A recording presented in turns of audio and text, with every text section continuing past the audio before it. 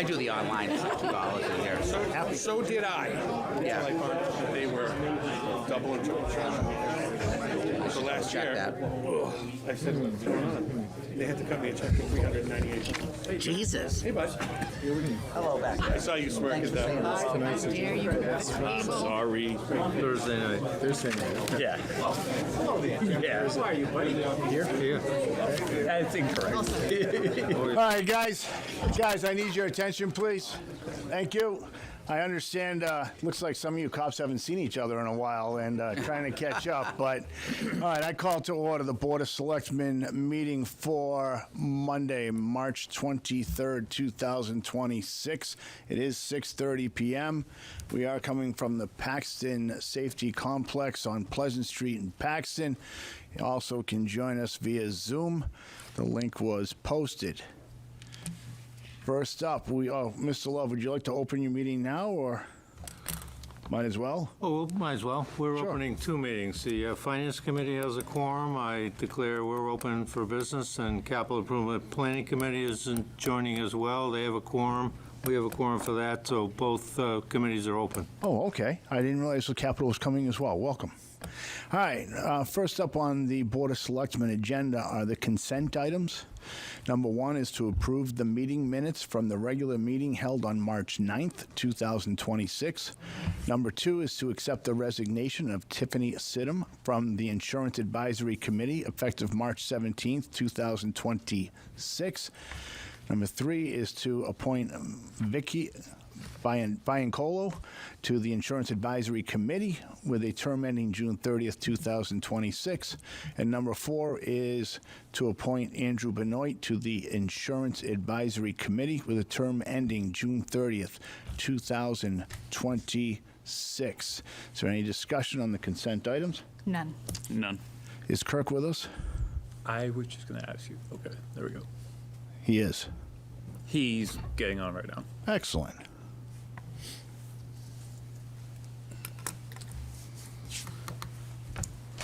It looks like he is not with us. Okay.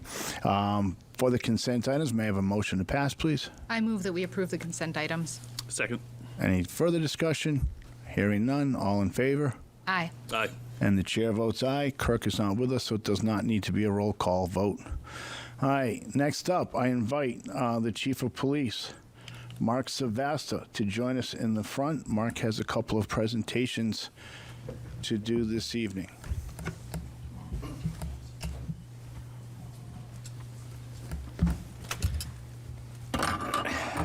Welcome. Good evening.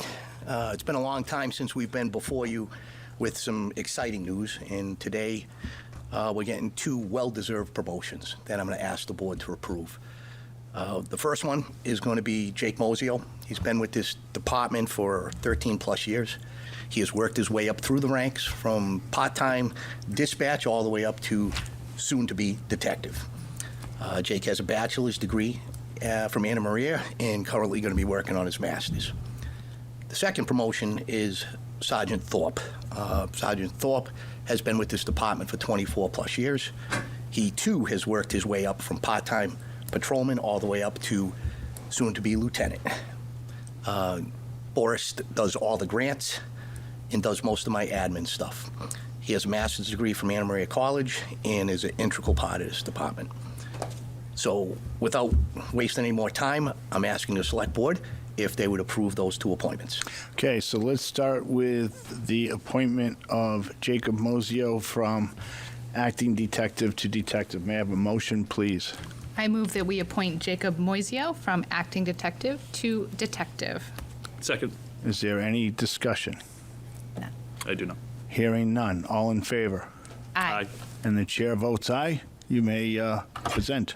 Detective Mosio is going to be pinned by his girlfriend and his son.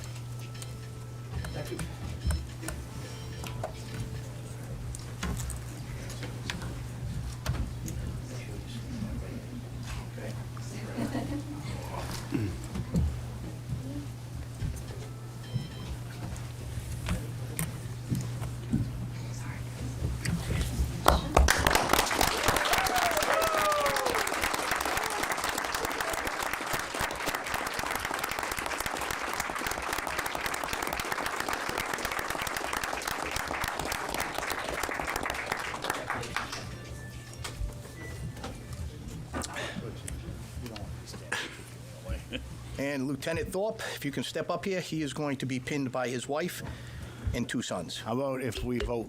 Oh, I thought you already did. My mistake. No, it's all right. And Sorry. that's quite all right. Everybody's excited to see you get pinned, sir. All right. So may I please have a motion to appoint Forrest Thorpe as to the position of lieutenant? I move that we appoint Forrest Thorpe to the position of lieutenant. Second. Any further discussion? Hearing none. All in favor? Aye. Chair votes aye.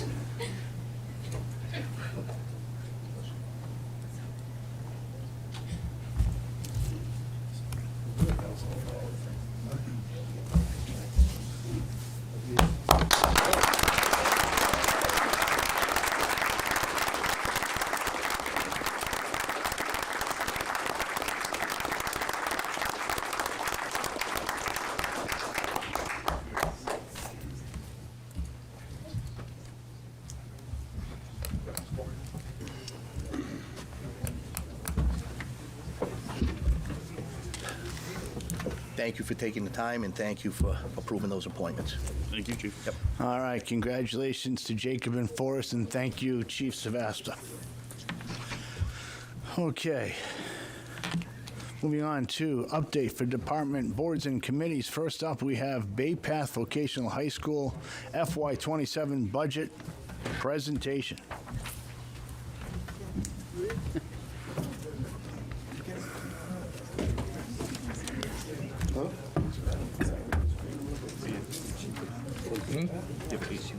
I hope so. I did not. Nope. Actually, I don't know. No, How is that? I can. Actually, I've got it on this. Yeah, you want to do that off my computer? If you can. Sorry. Oh wait, let me see. No, you're right. Okay. Oh, yeah. Yeah. Yeah. Come back and Rob. support, yeah. Rob knew. It was nice. Great. Yep.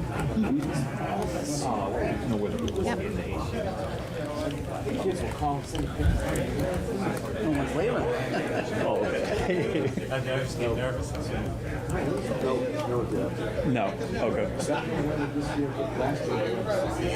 Guess they weren't here for us. They weren't here for us.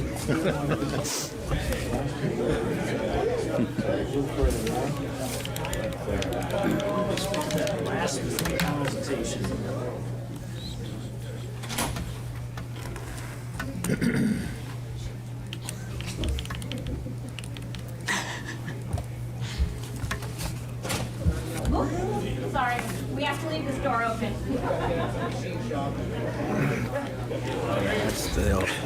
It's beautiful out there. Under Kyle. FY. No, not under They need a reception space. Yeah, they did. FY. This one? Yep. It'll show up there. Yeah, I'm gonna go put it up there. My A thing. Oh, that's good. That's a Stickies were giving me a rash. They do that. Yeah, that's not pleasant. See what the results are. I'm not even nice to So, Find out. hopefully. Yeah. If it's Oh, Donna. Put the enforcer out. Hopefully it's not. Here we are. Sorry. Taking everybody out of the building. Travel. All right. Good evening. I'm Kyle Brenner. I'm the proud superintendent at Bay Path Regional Vocational and Technical High School. So tonight we're going to present our FY27 proposed budget. This is the governor's budget. It's subject to change as it moves through the House and the Senate on that. So the first slide is our core values. We spent a lot of time on this as a school last year with all our stakeholders, and we developed these core values. Own it really covers everything. When you own something, you strive for excellence. You have an attitude of gratitude. You act with integrity, and we ask everybody to be kind. So strive for excellence. Everything we do, our academics, our vocational, and what we give back to our communities on that. Have an attitude of gratitude. That attitude of gratitude is the resources that you give us every year to provide your students and our other 9 community, sending students the highest level of skills so they can be their best for their future as well as ours. Integrity is drilling down into the budget and making sure that you get a financial return and the product that we put out, and those are the students on that. So we stay within our net school spending. That was difficult this year. We'll go through that and be kind. Everybody should be kind on that. Next slide is the overall budget summary. So this pulls together our statement of assessments based on the governor's budget, as I said. So you can see our Chapter 70 is $14,902,363. We put in or take out, more importantly, our school choice, which is $350,533. Assessments for our 10-member towns is $12,459,053. There's no assessment over the minimum contributions. Our fiscal year interest earnings, we add back in. So we took our E&D. This is the second year in a row. We put that into money, interest-bearing accounts, money markets, and we're able to contribute back to our overall budget, $150,000 from those earnings. And again, we propose a $75,000 pay down of our OPEB from our E&D on that for a total operating budget of $27,235,883. Our total transportation budget for FY27 is $2,169,008. Chapter 71 contribution, that's currently at about 75%, is $1,621,678. Again, they started the budget before we got the governors at around 80, and we're back down to 75. We're going in the wrong direction. We hope as it goes through the House, that goes in the right direction, and we'll adjust accordingly on that. So the assessment to our 10-member towns after we contribute 100 from our transportation reimbursement account, 100,000, comes down to $447,331. Our debt service, principal and interest is shown there. Principal is $870,000. And our interest is $680,428 for a total of $1,550,428. A common question I get is how long? That goes to 2044. Our debt exclusion on that. No buy-in, no sewer betterment for a total FY27 budget for assessments of $30,955,319. We add back in our school choice of $350,533. Our total operating budget with school choice is $31,305,852. So our next slide shows the impact on Bay Path. So our total Chapter 70 is an increase of $336,557 over FY26. The minimum contributions have gone up $845,258 for a total required net school spending increase of $1,181,815. The next slide. Financial information. Although the assessments are at the minimum, it's important to note that the required minimum contributions each town must contribute have collectively increased by $845,258. Our member town's transportation assessment has decreased by $52,670 due to an increase in our regional transportation reimbursement funds, as well as the district's allocation of $100,000 from our funds to offset that increase. The next slide just summarizes everything that I've talked about. Total operating Chapter 70 revenue, $14.9 million. School choice assessment, $350,533. Chapter 71 busing aid, $1.6 million, and the use of our E&D funds to pay down OPEB, and again, contribution of $150,000 from our interest earnings. The next one shows the budget impacts. As I said, going into this season, level funding, we were about $1.6 million over last year's. The governor's budget didn't do much to bring that down. After the governor's budget, we were about $1.3 million. We knew there wasn't an appetite for an increase above the minimum assessments, so we did a comprehensive, multi-departmental, qualitative, and equitable review of our budget and staffing patterns to maintain the student services to the highest level that we can and stay within the minimum local contributions. Our major point, the most volatile aspect of our budget this year, was healthcare. Our health insurance, we went into FY26 knowing there was an 18% increase. We presented that last year. Not even a full month into the new plan year, our health insurance group came back and said, we need a 20% increase. The result of a no vote on that 20% increase would have meant that the 73 communities that make up that health share group would have been self-funded. So, of course, we voted that increase in. Our share of that was $750,000 increase. We're 70-30 split. There was an impact to each one of our members, but the overall district took a hit of $750,000, and we're looking to close that gap this year. But we carry that next year, and we know that, I say we anticipate, we know that there's a double-digit increase of 14% going into next year on that. So that's our single largest contributor to the increase in our budget. Other budget impacts, we're going to continue to use our SOA funds as they've been provided to us for social, emotional, and addressing the needs of social and emotional needs of all of our students. That's through professional development to our staff and providing programs to each of our students as well. Social emotional includes bullying, bias, mental health, and more. I'm sure I'm not the first time or the first person telling you about the increase in social and emotional problems among our students statewide. That affects Bay Path as well. We also accounted for this year's budget for collective bargaining agreements. We're currently bargaining with our paras, which is left over from last year, our teachers, our custodians, and our secretaries this year. So we've increased or accounted for those increases. The next slide is the freshman seat allocation. So we are at capacity. We have no room to expand at our school. So we maximize the number of students coming in. That's 330 freshmen. The first column is the total school-age children in each one of the 10 towns.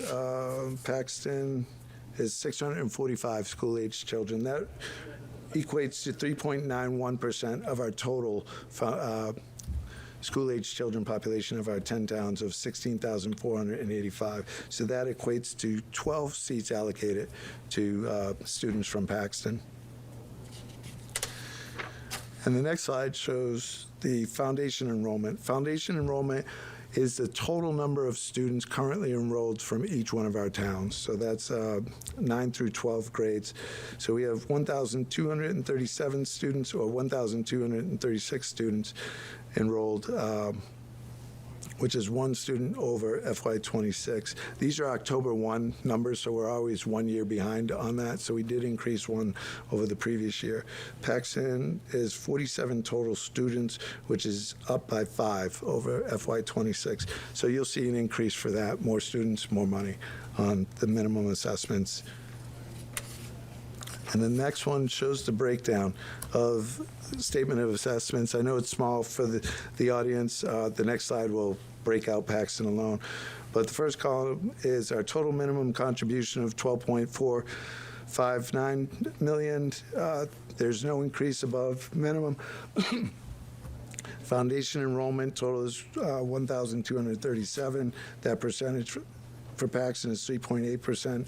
We multiplied that by the 447,333 for transportation. Paxton's share is $16,996 on that. Capital population percentage is 3.91.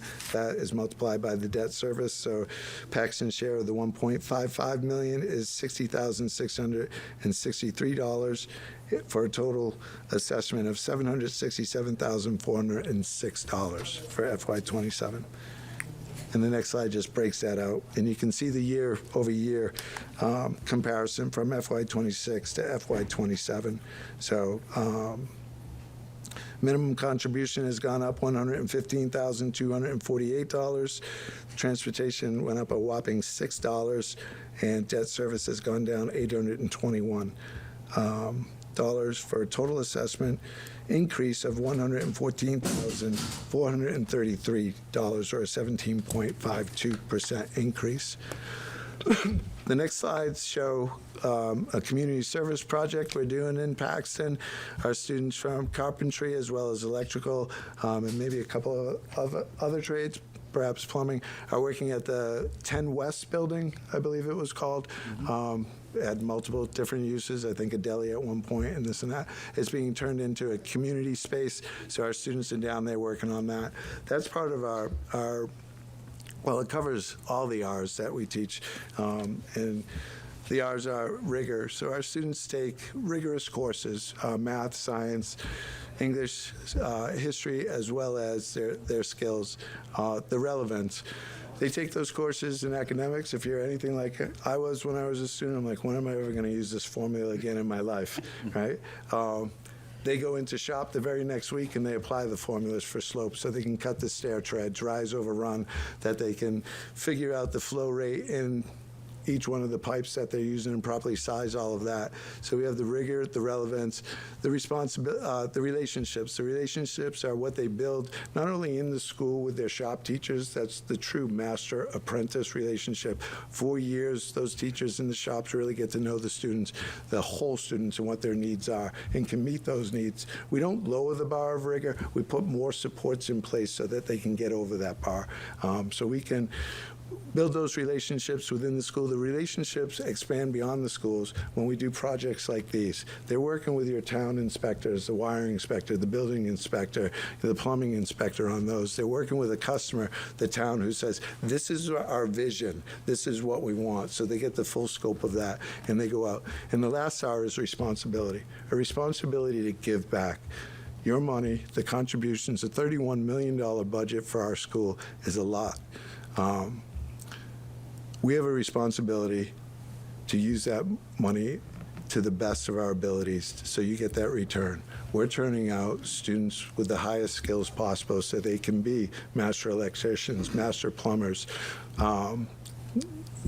construction supervisors, and get licensed for those, and to give back while they're learning.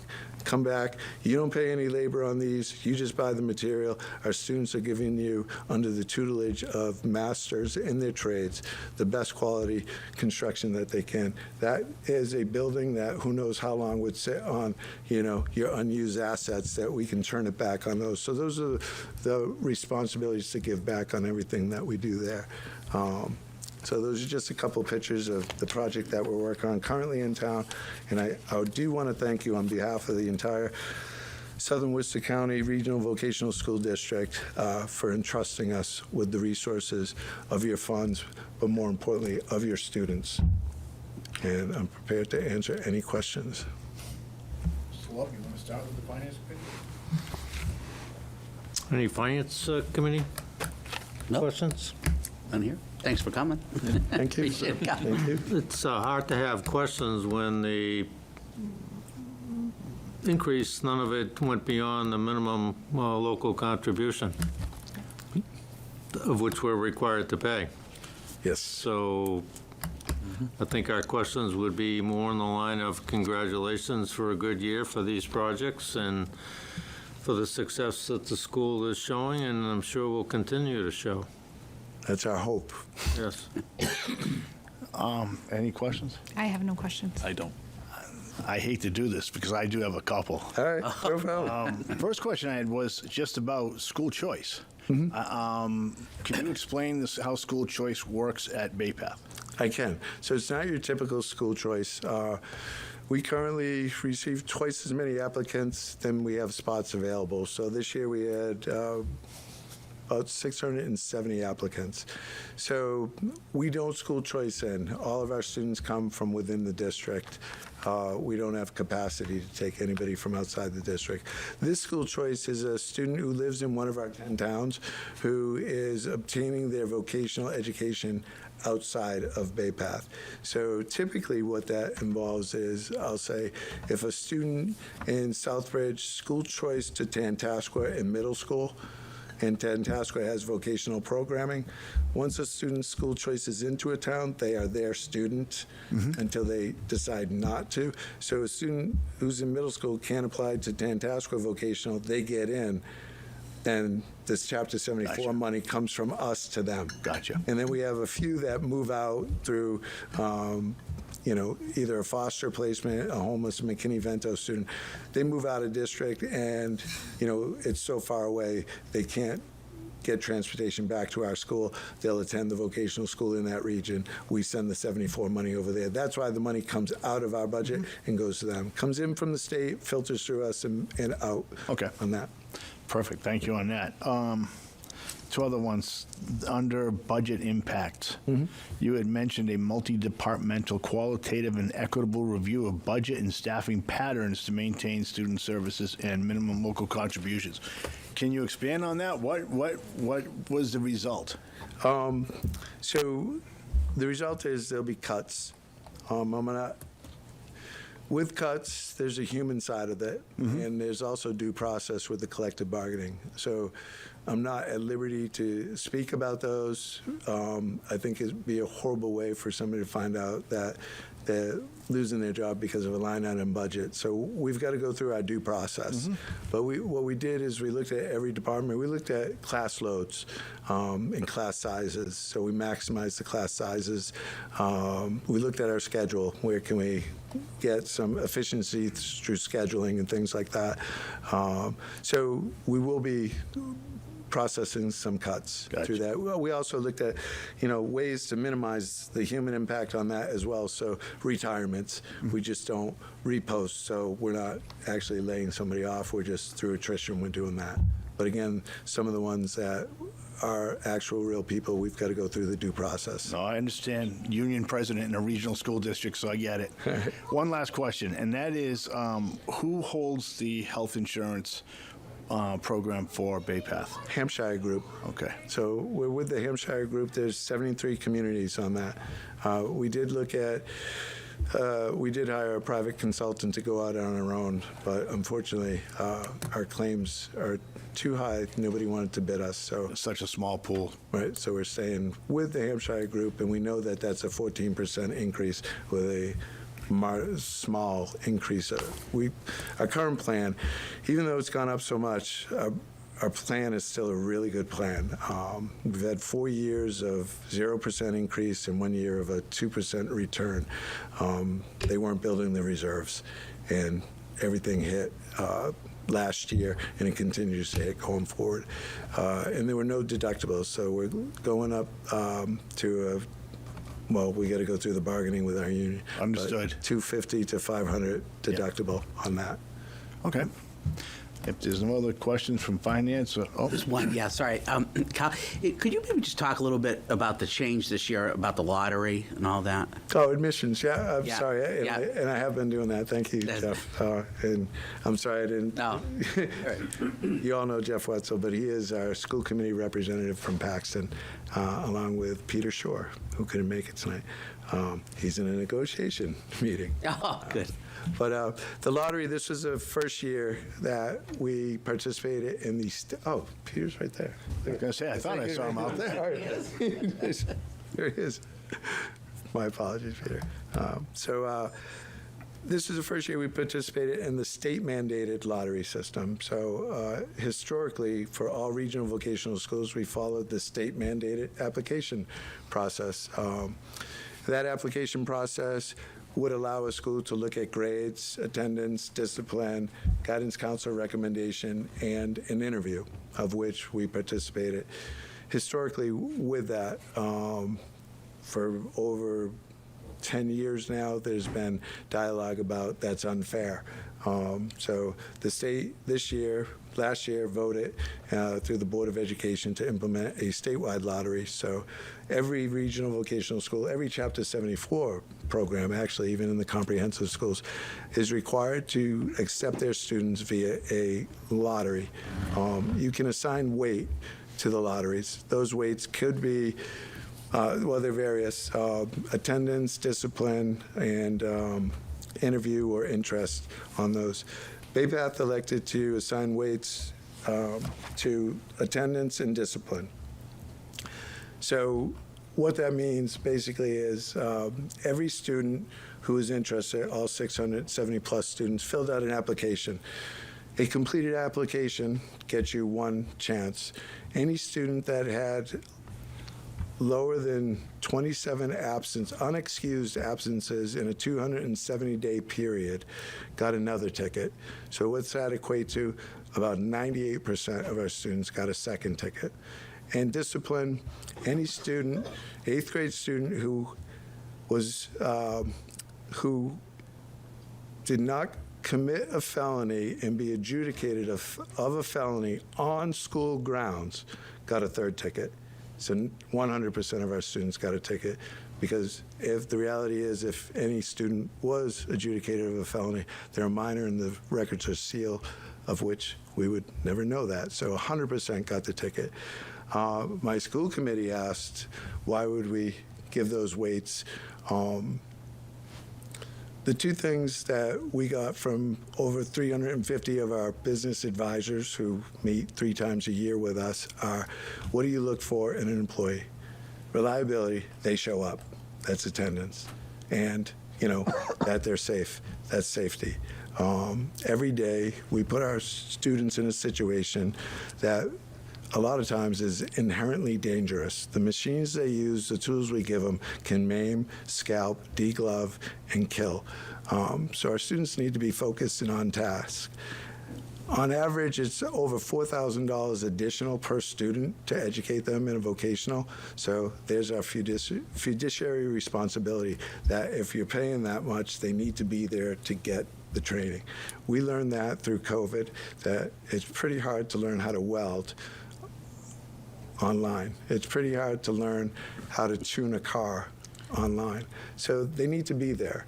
When they're not there, and many of our programs require hours towards licensure. You have to have so many hours in the salon before you can sit for the Mass State cosmetology license. You need so many hours to sit for CNA. You need so many hours to become an apprentice electrician. So we count the hours that our students are, and if you're not there, you don't earn those hours.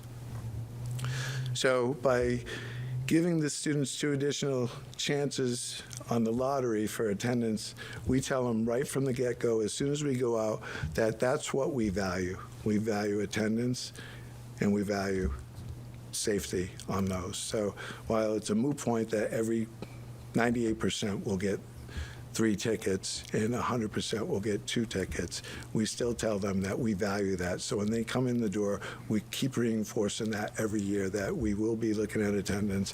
We will be coaxing you to have good attendance, if not perfect attendance, and we will require you to be safe in this shop environment on those.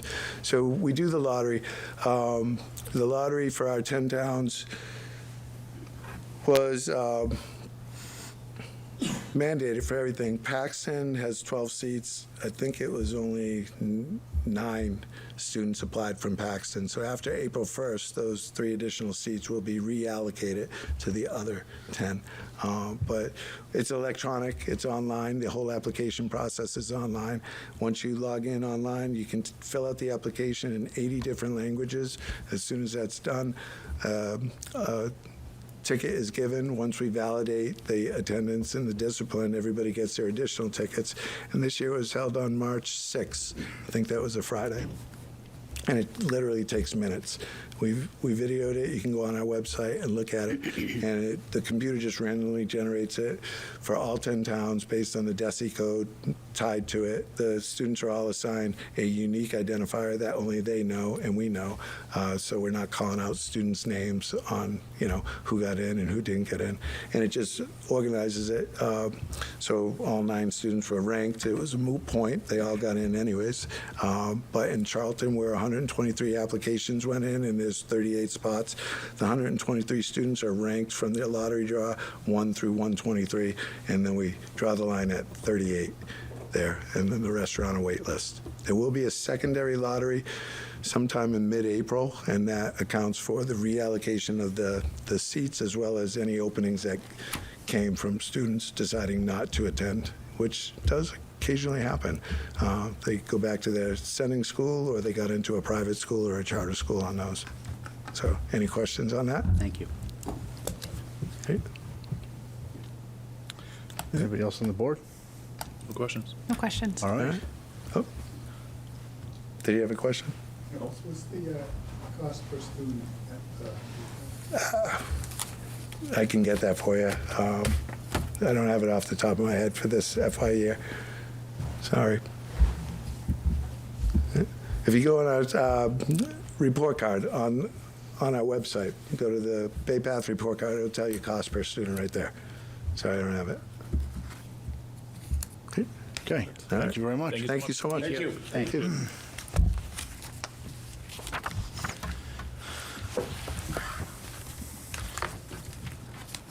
Okay. Next up on the agenda is going with the Wachusett Regional School District. And the first part of that is a discussion concerning boiler replacement at Paxton Center School, which I believe Mr. Birkbeck had let you know we were going to need to discuss. And for that, I assume, Mr. Love, you're calling upon your Capital Improvement Planning Committee. Is this correct? Yeah. Oh, cool.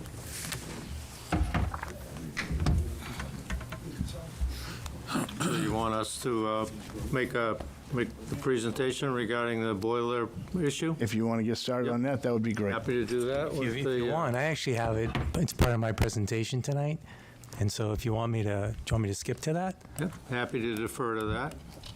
Yeah, if we could skip to that, that'd be great. Sure. Happy to.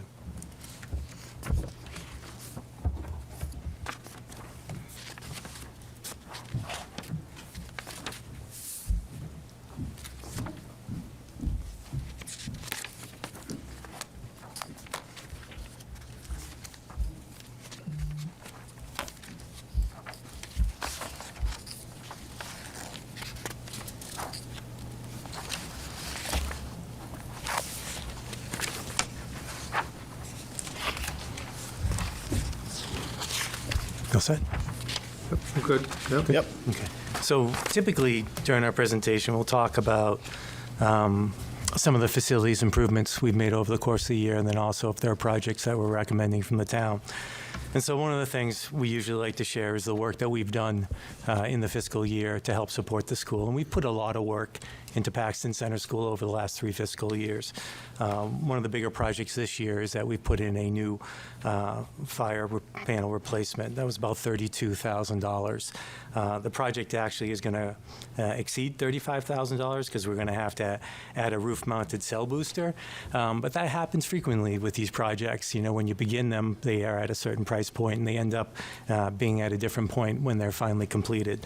The other thing we're considering in terms of projects that the district is supporting, and I think that's the important piece here, this is all supported with district funds, is cafeteria seating. And there's been a request to look at cafeteria tables and seatings that could be ideally used, honestly, for town meetings as well. And so those are 2 of the projects that we've completed or in the process of completing this year.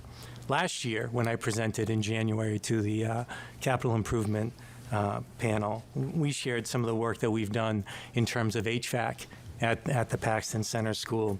And we put over $103,000 into the HVAC systems at the school, both in FY24 and FY25 combined. These have included boiler section replacements, a new three-way valve, pump rebuilds, and pneumatic repairs and upgrades. And really, it was that cost that had us recommend boiler replacements for both boilers last year when we came and spoke in January. Those aren't the only things that we've put into the school.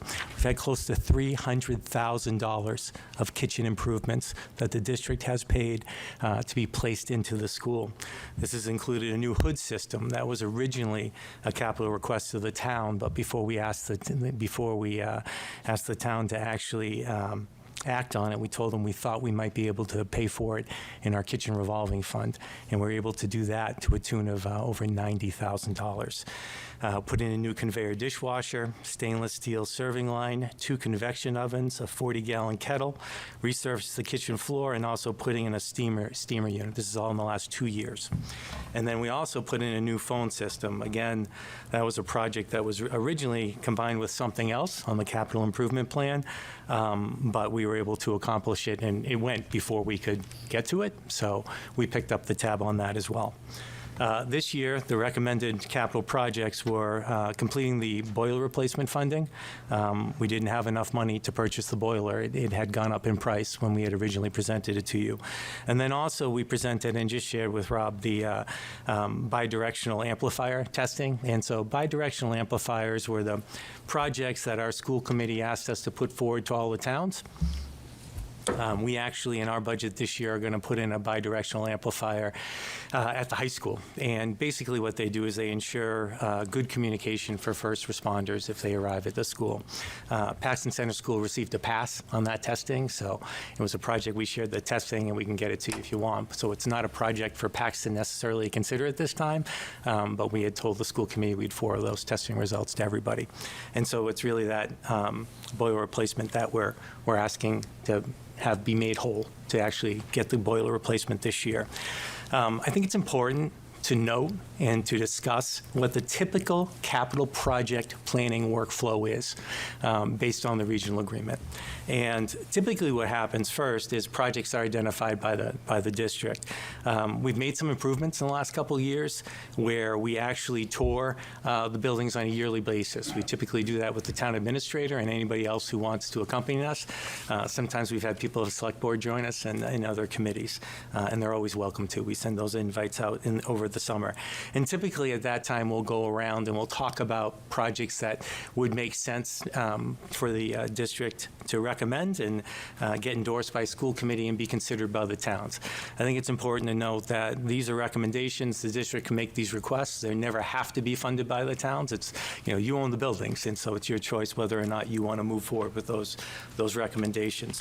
And so ideally we're identifying the projects, and we can prove that they're over $35,000. Then they require school committee endorsement. So the school committee actually looks at the projects and says, yes, this is a project we feel would be worthwhile to move forward to the towns to consider. And then we typically will do a presentation. Like last year, I presented the need for the boiler, and I shared some of the slides I just showed you actually were part of our presentation last year to kind of demonstrate, look, we've put $100,000 into the boilers, and we actually had given a report. We only had one boiler at Paxton Center School for over a year and a half because we were waiting for a part to be fabricated. We had reached the point where you could not get parts for the boilers. They'd actually have to be fabricated. So we were down to one boiler. I believe it was for over 16 months. And if the boiler had gone at the school, we would have been in a crisis where we would probably have to have, sometimes you can get portable heating systems, and we would have had to have hooked it up to the school. So we knew, and that's why it was such an important request for us to make. We did get that piece in eventually, and so we do have 2 functional boilers right now. But I believe that their estimated life is 15 years, and at this point, I think they're approaching 26 years old at this point. Anyway, so then I requested to the towns to please consider this project, and we presented to that committee. And in doing so, we usually provide an initial quote to the town. And what's important about that quote is it gives them a sense of what we feel like the project is going to cost. And it's kind of a launching off point about what might needed to be replace the system. And it also is good faith that this is going to be more than $35,000, okay? Because we really shouldn't be bringing any project towards the towns that are going to be less than $35,000. And then the town considers the project. And like I said, it's completely the town's choice whether they want to move forward or not. And then ideally what the next step is, the town looks at the quote and says, is this, because you own the building, right? Establish, is this the project parameters that we want to consider? Do we feel like this is the system we've gone to? In this case, it's an oil boiler. And so do we want to replace with oil? Do we want to think about a green option? Are there other things that we do? Do we feel like this boiler meets the specs for what we would like for this building? And then ultimately what should be happening is the town should be going through its own procurement process and determining what the price is to replace the boiler, okay? At that point, the town can pick the figure in terms of what they want to put on for the placement on the town warrant, and then the town decides to vote for that at the town meeting. And that's the way the process is supposed to work. I think it's been hard in recent years, and one of the things I'd share to you is there are some challenges in that whole capital improvement timeline. Some of it is the fact that there are limited quote lives, okay? So when we get quotes, sometimes they're only good for 30 days. Sometimes they're good for 90 days. But they're typically not going to be, going to be worth an extended amount of time. And in a case like this, when we're presenting in January, there's very few occasions when the quote, which is, sometimes we don't even get the quotes in January. It could be a quote that we got when we were looking at school committee in November. It's going to be accurate by the end of the year.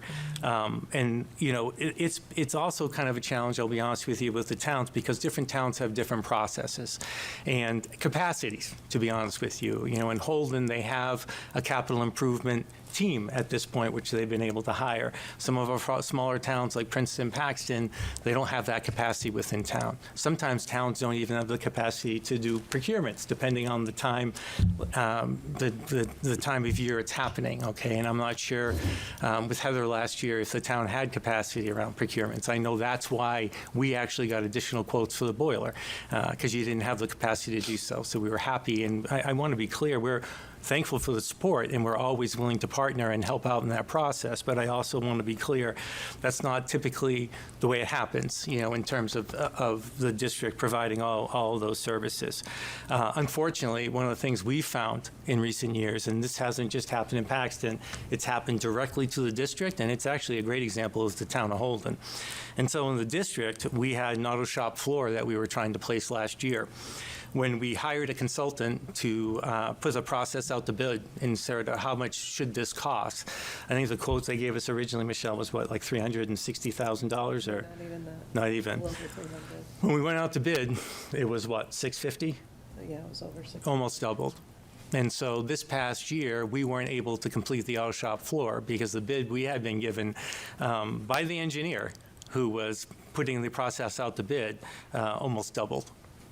Similarly, it happened in Holden. If you look at the Holden security projects, they originally approved them at town meeting and were only able to complete 2 of them this past year because when the projects came in and they went out to procurement, they had escalated so much in price. And it happened to, again, I don't know if you've seen this, story, because it's one of the things that happened in Holden. They recently approved a connector between a modular classroom and the main building. It's taken 3 years. And the reason why is because every time they went back, the price had risen. And we weren't even involved in that process. They were doing the procurement themselves. And so it's happened several times. It's happened to the district. It's happened to towns. It's a lousy situation. I think we're always open, and I'll show you another slide in terms of what we've done to try to help mitigate, some of these factors as they're moving forward. But it's a lousy situation. And, I think I appreciate, and I don't know if you've heard me talk about this, and, this is one of the projects when I was thanking the towns for their support, I made sure I thanked the town of Paxton for the money they've put towards the boiler, because I think that was a huge sacrifice. And the town was looking at a point where they needed an override, and they still put money towards a boiler, and I'm completely appreciative of that. But I also don't have a whole lot of control when there's an escalating price, and we're not part of the process in terms of obtaining the procurements for the towns. So we have done some stuff though, because this is a problem, right? And we see it happening not only in Paxton, we also see it happening in Holden, and it actually happens to the district itself. And so one of the things we've done, and the school committee did this, and I give them 100% credit for it, is they've moved to earlier school committee approval. And so they're actually, before, and I did not start this actually started with Linda Whitland, who's a rep in Sterling. We hadn't been touring buildings with town administrators, and we hadn't been doing those visits over the summer, and we started doing those 4 years ago, which is very helpful in identifying projects. They also take a vote much earlier, and so what we were finding is sometimes we were taking votes later into the fall, and by the time we did that, towns were asking for projects just to have more information on them, and the timelines weren't always aligned the way they should. And so they're voting on approved projects earlier. We do have a new dashboard in development, what we call a, I don't know what we call it, maybe project that. Yeah, facilities tracker. Thank you. Sorry, a facilities tracker, which we got to get up on our website, but. Basically, you can look in any town, you can pick on the school, and you can see the recommended projects moving forward. We do have a 10-year capital plan, but I think a lot of people have commented that's not user-friendly. And if you're not constantly looking at it and trying to get updates, it doesn't really have the meaningful information on it. So we're trying to make it more friendly. The other thing we're trying to do is try to put in what the costs are in terms of utilities and other things, so we can get a sense of, hey, what part of our physical plants really aren't operating to the spec that we would want them to? Where are we wasting money? Is there a thought that maybe we have to look at the envelope, whether it be windows or roofing or insulation across? So kind of ideas around that as well. The other thing, last thing we did, which I think is going to be helpful moving forward, is the town and the school district have different procurement processes and needs. And so a lot of times the district could get quotes on projects that would be less than if you went through the town procurement, how much it would cost the town. And so that's not the case with the boiler, where we used somebody off the state bid list, right, which follows both of those. But we did, at times, we put out a project and we could do it for 40. But when the towns went through their procurement, it would be like, well, now it's 55. And a lot of that may be wage rates and other things that they have to pay to because they're a town, municipality. So the other thing we've done is we've moved to make sure that we are using the state bid list whenever we recommend a project. It doesn't help with inflation, right, or cost increases, but at least it's a starting point that's more consistent with what the towns will experience. And so those are some of the things that we are putting in place to help with that process, because I know it's been a frustration, and it was a frustration for us too. You know, trust me, all winter long we were worried, you know. But I guess what I'd also say is we don't have control over everything, you know, and so I felt that was important to address. And I just would say to everybody, like, I never have an issue coming and speaking. I'm happy to. I feel like we owe it to you, you know, and we're not perfect, never claim to be, you know, but if there's ever additional information that people want, or they say like, hey, this doesn't make sense to me, how did this happen? I'm happy, and I think we should, you know, answer those questions. I'll be honest with you, I'm very proud of the money we put into Paxton Center School. We put at this point, we're close to $500,000 over the last 3 years, and needed to, and Paxton deserves it as much as anyone else, right?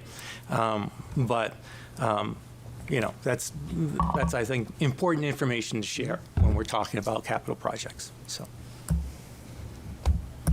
Mr. Love?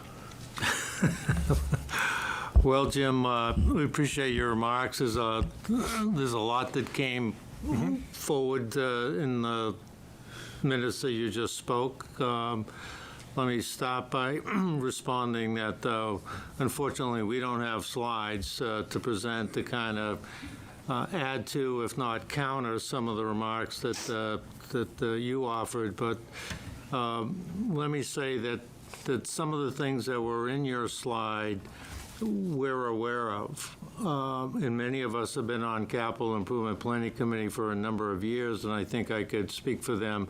There are also a number of things on there that we're not aware of, that are either a refresher or actually new to us. but I wouldn't want it lost on the fact that the money that you put into the school was money that the town gave in the form of its assessment to have that money to put into the school.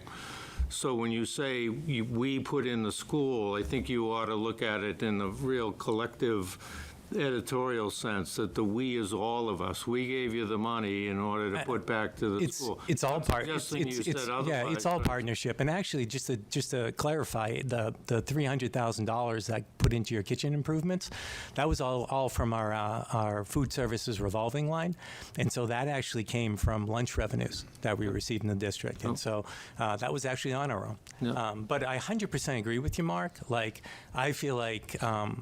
And one of my goals, continuing to move forward, is to partner with the towns. And I feel like we've made great progress in that.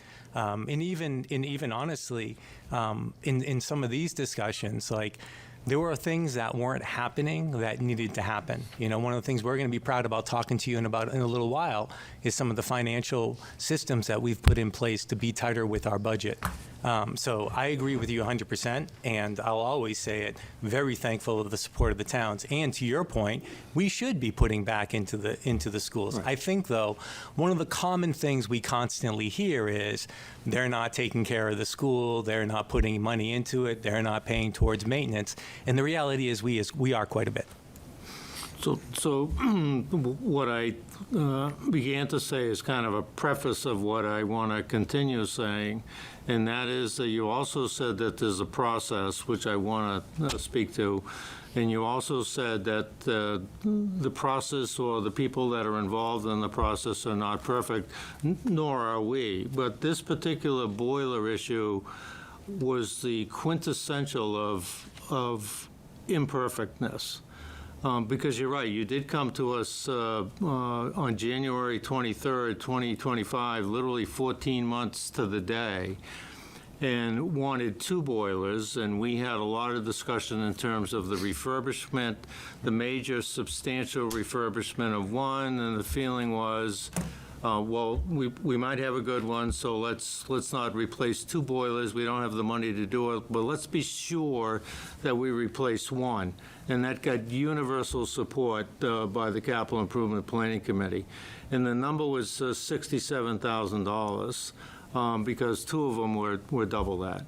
Now we've later found out that at that particular meeting when we voted, of which there were 4 of you present, from Wachusett Regional School District or Wachusett Regional School Committee.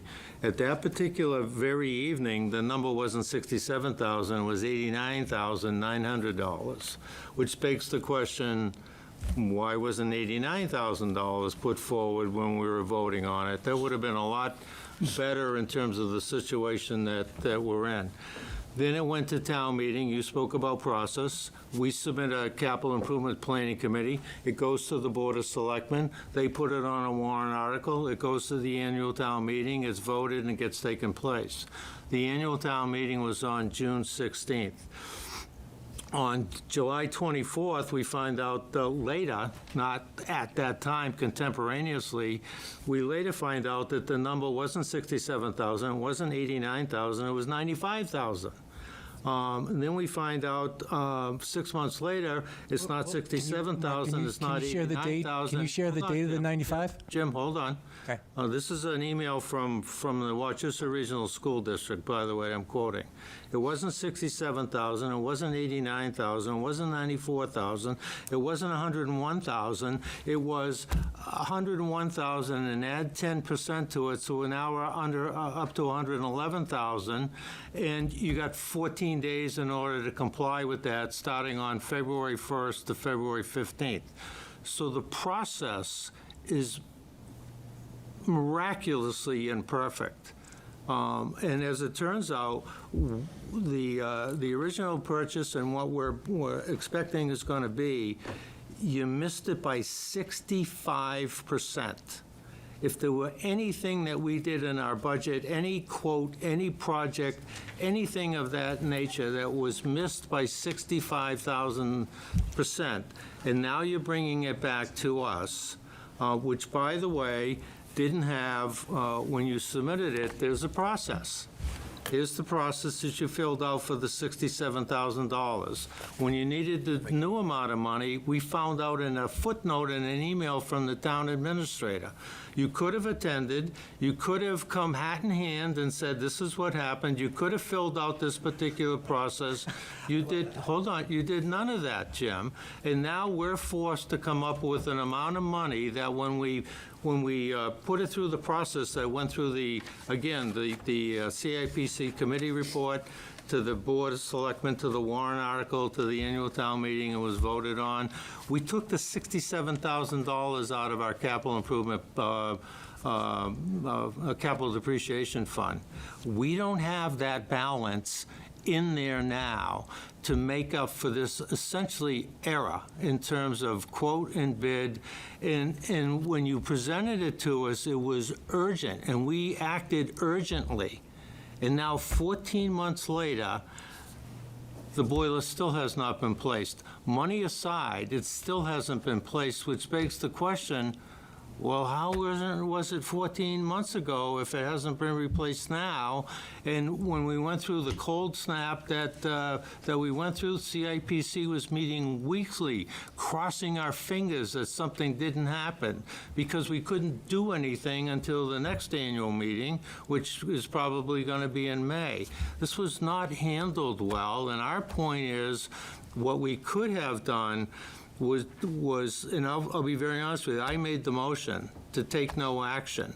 And the reason we did that is because the Wachusett Regional School District took no action.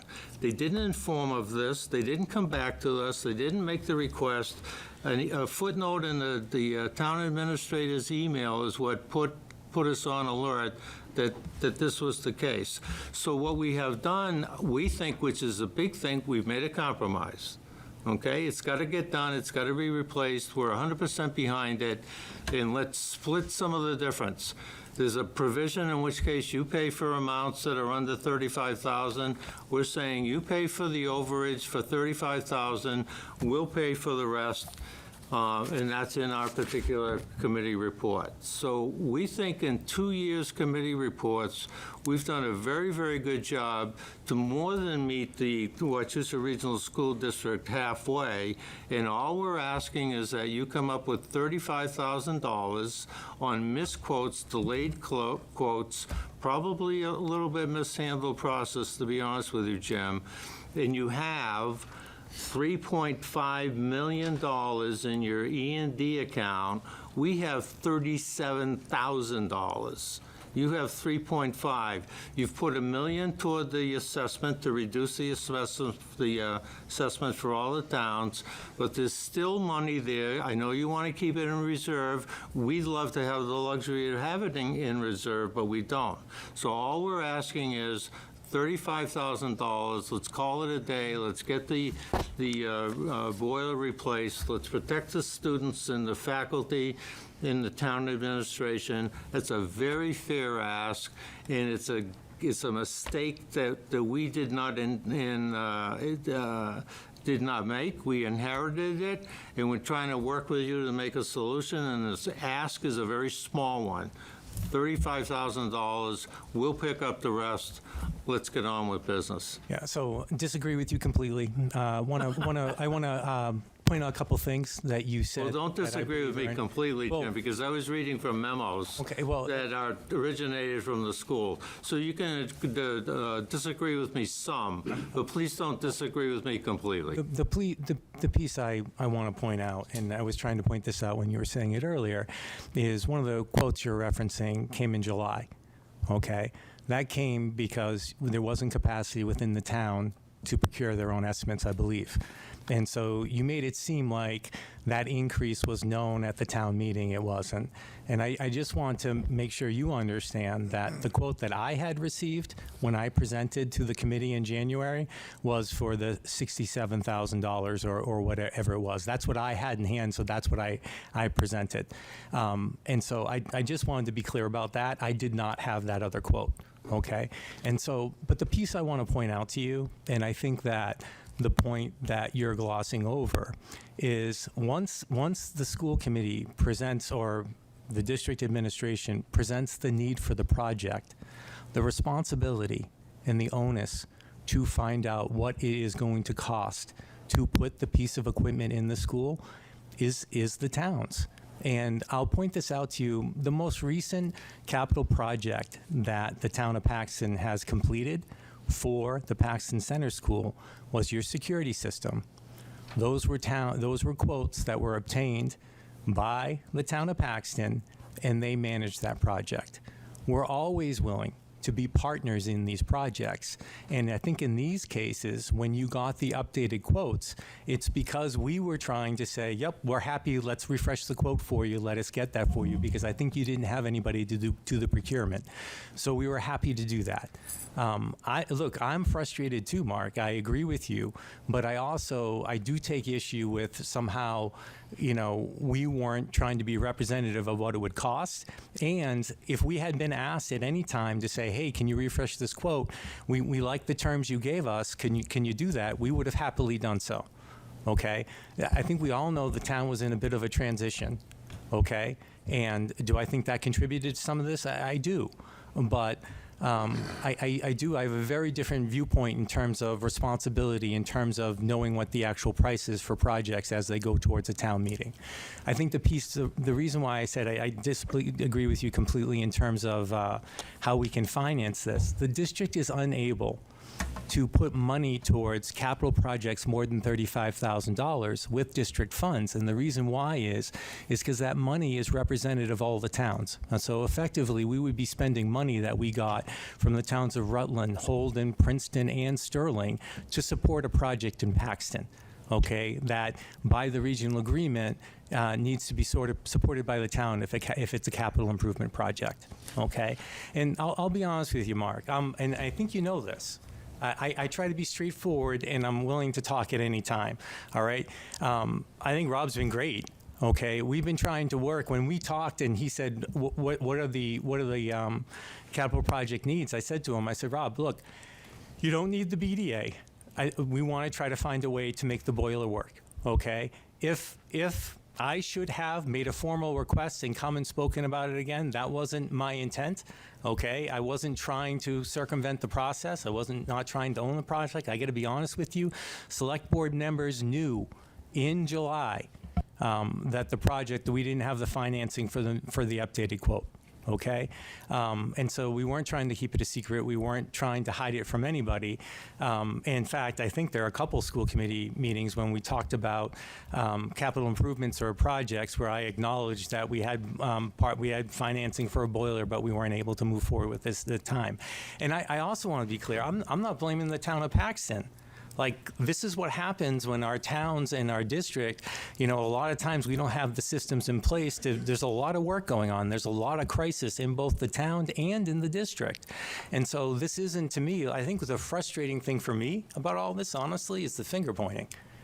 And I think we can all have different opinions about how the process should happen, and I'm just trying to share this is how I understand the process should happen. But do I think I can always learn and do things better? Absolutely. Absolutely. And I think it's partly why I shared some of the things that we've already done through school committee and by the district to try to make it better. But as I said, whether it was Holden or the district, we've had similar circumstances unfortunately happen. Well, let me just end by saying, Jim, we all want this particular boiler to be replaced. Mm-hmm. Universally, unconditionally want it replaced. Yep. We don't have the money, you do, and we're asking you to meet us halfway. I can't legally. It would be in violation of the agreement. Would you like us to pay for Holden's extra money that when their quotes came back for the Dawson connector? That'd be the same thing. I'm not sure that I wouldn't. I don't know the detail of that, but I'm not sure that I wouldn't, and I'm not so sure that the other finance committees in the other towns, in the other capital improvement planning committees in the other towns wouldn't support what we've done right here. I don't want to get into the pitting one against the other, but I think there'd be universal support for our position in the request that we're making. Mark, I think what they would tell you is that their towns procure what the cost is, and they move forward with the projects. That's what they tell you. Jeff, go ahead. Yeah, I just kind of want to level set this. So, thank you all for coming. Welcome. So, originally we allocated $67,000 for this boiler, and the current quote is around 111, correct? Am I right? Correct. Give or take. 103 maybe. I'll have to look Okay, at it. that's right. Well, it's 111 when 101 and Yeah, well, 10%. let's say it's 100, 111. Have enough money put aside. So The price After. continues to go up. Yeah. Yeah. Okay. All right. So we'll just say 111. So just to level set, this town has an $18 million budget. School district has a 130 million-ish budget. So, I don't mean to be, this is just a direct comment. We've been talking about this for over a year. Nobody's right all the time, and a broken clock is right twice a day. I don't know what the answer is, and that's not reflected in anybody, but this is about a $44,000 problem, and we've been talking about it for 12 months. So I'm not sure where the answer lies, but I know that we have a boiler that's how old? 26. 26 years old. So whatever the answer is, wherever the money comes from, here, there, anywhere, I think we need to get some resolution to this issue. Thanks. That's all I have. My concern is too. Michelle, can can we go back- just make sure we get Sorry. her the mic? We can go back and get a quote. So as I recall, the 67,000 went through on the town warrant. In Yeah. June or July, I was at Paxton School with Katie and Donna, is that her name? Who used to be on the select board? Carol. Carol was there, and we had gotten a new quote, and it was $89,000, as I recall. And we discussed that. No, I believe, just if I can, it's 94. It was 95 at that point. Okay. I remembered 89, but That was- whatever. okay, that was- It doesn't really matter. I understand, but- And we talked to her. The new quotes came in, because it wasn't, we talked about, okay, can you possibly, talked about doing a receivable, do the work and we'll do a receivable for this fiscal year to appropriate the money. But then I did a little work and was like, it's not, I can't do that. You can't do that. You can't appropriate money without the town allowing you to do so in a post-fiscal, after fiscal year. So we stopped. So then went out to quote again when we're here, how much is it going to be? And it went up more. It's not we don't have control over the price increases. That's why I kind of thank Jim for being the blame game isn't helping here. That's not our fault that the price went up. We were just getting the quotes when we were asked to get the quotes. That doesn't then make us reliable for the cost difference, because we just can't do that. We've had problems in more than just with Holden on more than one projects that they somehow made happen. So it's kind of out of our hands. And the longer we wait, unfortunately, the more that price is going to go up. True. And you can't blame that on me or Jim or whatever. It's just the way it is. And what's going up, they're not charging us more for labor. If you looked at the quotes, it's the parts. So I don't know what to say, but I would love to say, yeah, we'll pay that $35,000, but we're opening up.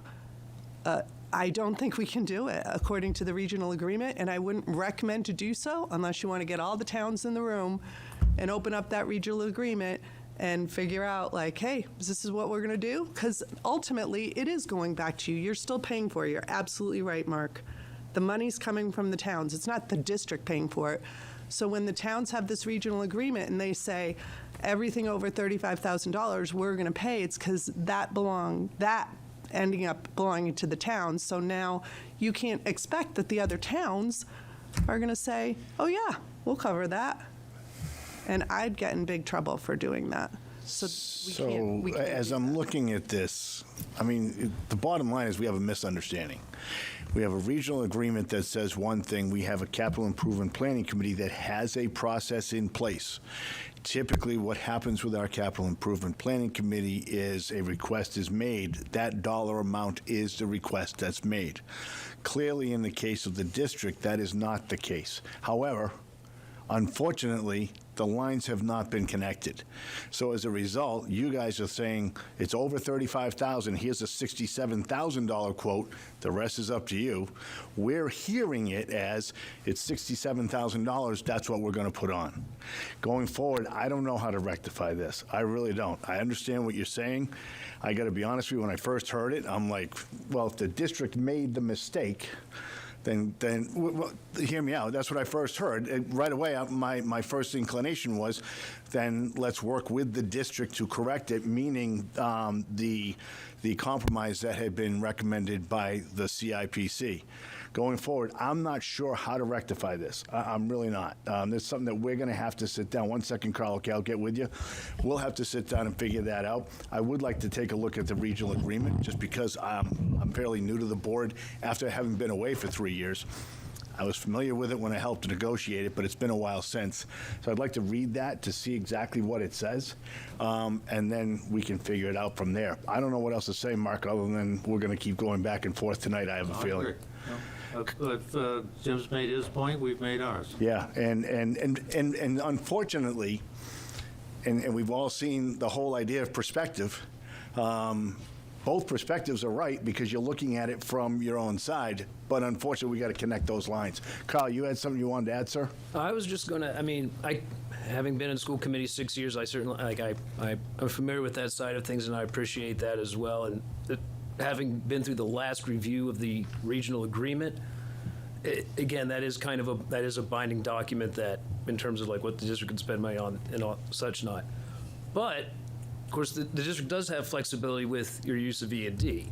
And the district could say we're going to lower Paxton's assessment by an additional $35,000 while also lowering the assessments of all the other towns correspondingly. So it's not just a favor to Paxton.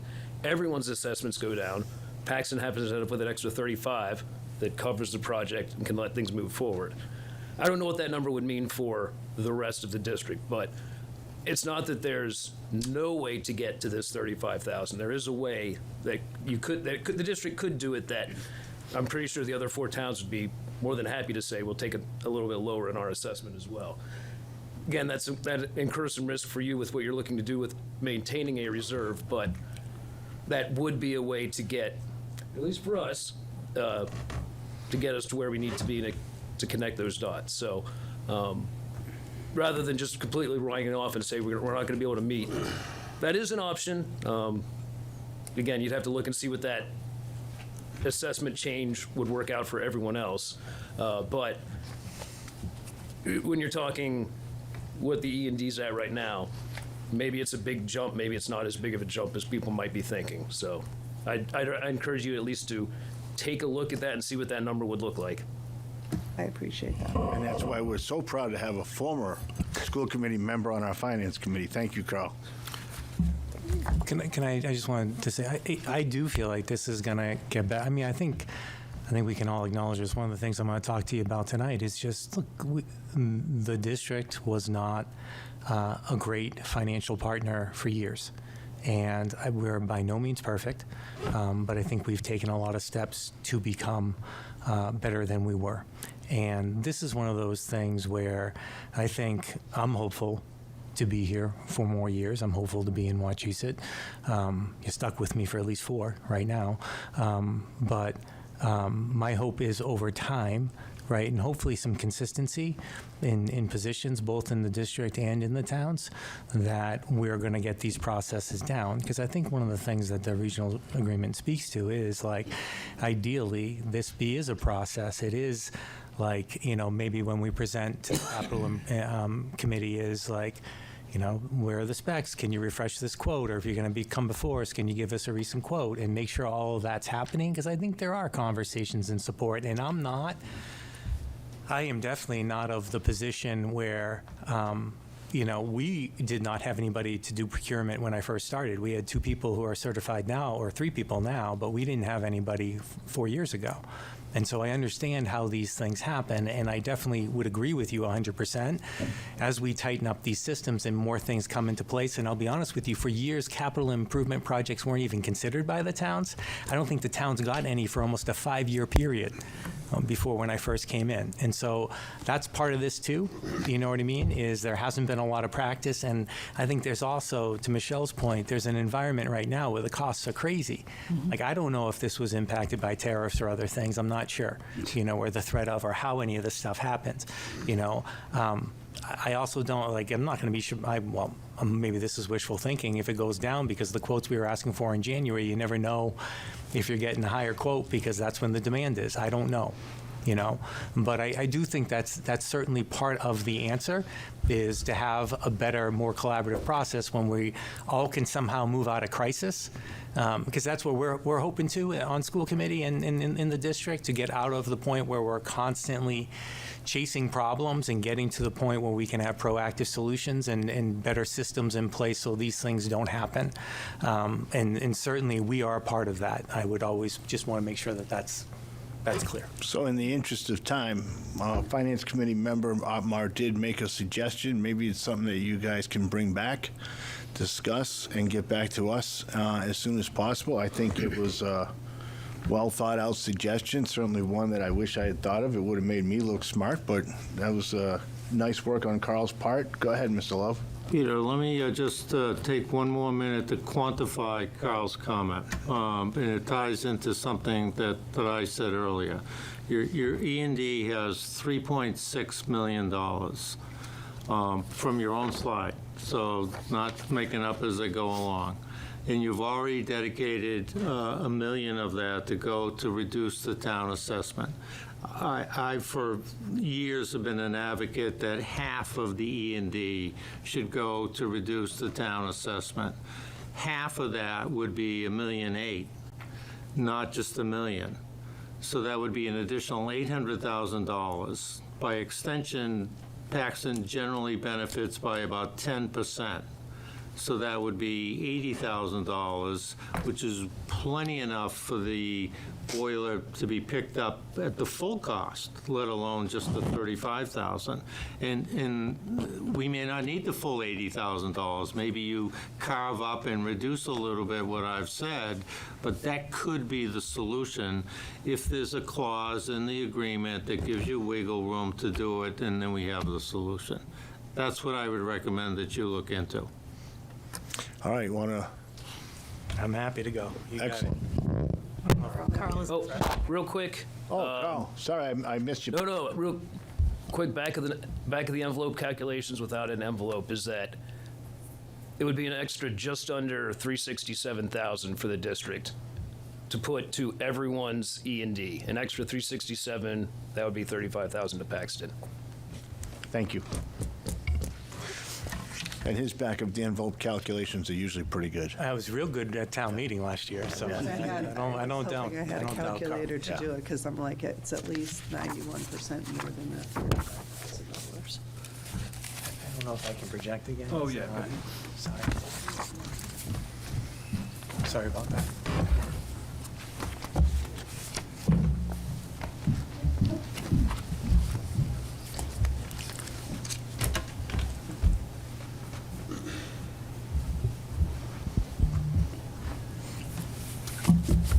Is your screen active? It is.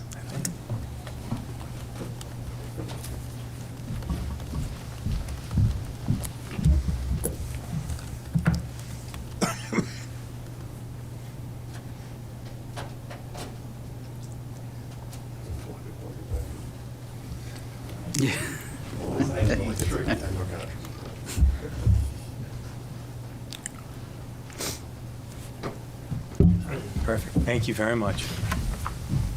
So thank you for the opportunity to present to you tonight about the Wachusett Regional School District budget. One thing I just want to share from the get-go, and we'll reference it several times during tonight. Some of the figures that we're going to share with you are the ones that were approved by school committee on March 9th.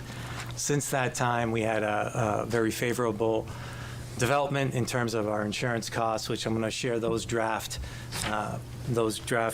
numbers with you tonight as well. They are not the approved budget, so a couple of things still need to happen before those numbers come to full fruition, but I just wanted to say that from the get-go. So if you see some numbers and you're like, well, those aren't the numbers I saw most recently, that is why. First thing I want to say is we always welcome feedback, all right? And we're looking to have an honest and productive discussion. I've said it before, and I do truly mean it. We are very thankful for the partnership of our towns. It was pretty incredible when I was at the town meeting last year, and Paxton passed the school budget, and they could have made a ceremonial vote to not pass the school budget, but they passed it, and they didn't have to do that. And that was even before a motion was made on the floor to have an override. And so I just want to thank the citizens for their support continuously of our school. We see it at Paxton Center School in other ways as well. And then I would also say, I always talk about this, Paxton's the first place that voted, and I believe it was from a citizen, to get security cameras in our school. That started at Paxton Center School, and I believe it was an initiative that actually was brought forward by a citizen, said we should have this in our school. So always thankful for that level of support. I think the one thing I'm always going to try to make sure people understand is our budget, the main driver of it, in terms of what our increases look like, are a flawed funding formula from the state. And I didn't put in some of the graphs that I usually put in, but if you want me to show them to you, I got them queued up at the end of the presentation. I'm more than happy to share it. The bottom line is we are not supported the way the majority of districts are across the state, and that is any way you want to slice it. Even though that's the case, and even though it means that we have to come and ask for operational or discretionary funds from the towns to make our schools function the way that we want them to, I try to look at it as my job is to advocate for students, all right, to try to get them the best possible education we can. And when I look at our data, I see that we have great room for improvement. And so that is always what drives me to build our budgets with our principals and our teachers and our staff. We do, believe it or not, and I think sometimes people don't believe me when I say it, we do try to limit our requests to our most pressing needs. And if you look, and I'm happy to share it on, additional information, I'm always happy to bring to you at a later date. But incrementally, we have tried to take an approach where we're supporting learning by our strategic plan.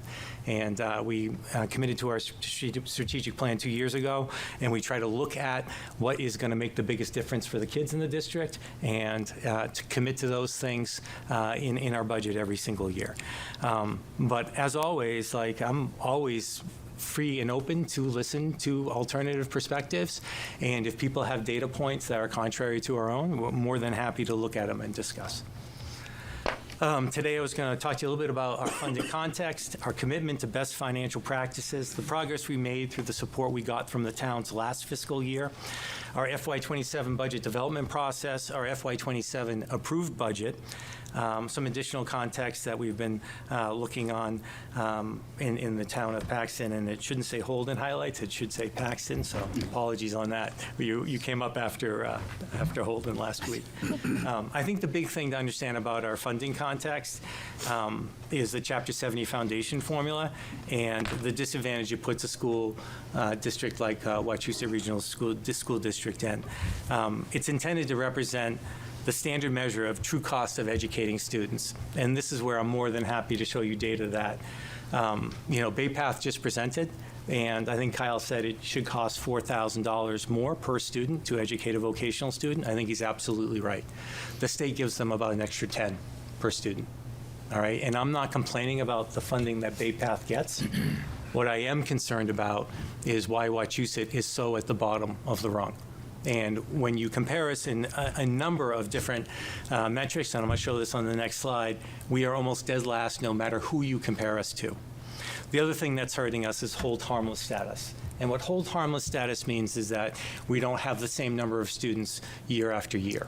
And originally, we went into this 3 years ago. It's at a point in Massachusetts where 85% of the districts in Massachusetts are hold harmless. Okay, so it's not just a couple of districts. I think it's actually maybe 270 at this point. So 85% of the districts are hold harmless, yet the state still has not done anything okay, to improve or recognize the impact it has on those districts. And so if you look at Chapter 70 funding, the majority of it is going to the 15% of the districts who aren't in hold harmless, and it's really hurting the district, and it's really hurting the towns. Because then the district, if it wants to remain operational, is asking towns for additional funds. And so I talked about where we rank in terms of per pupil foundation budget. If you take the 50 largest districts by enrollment in the state of Massachusetts, okay, and we're the 25th largest. We always forget how big we are because we're 5, fairly small towns. But when you stack up all the students who are attending, we're 25th largest. Our funding, our per pupil foundation budget set by the state, we're 50th out of the 50. If you take all the regional districts that are non-vocational, WRSD is 83rd out of 87. Okay, and those are the non-vocational schools. If you look at our DART peers are the districts that the state likes to compare us in terms of achievement. We're 11th out of those 11th districts.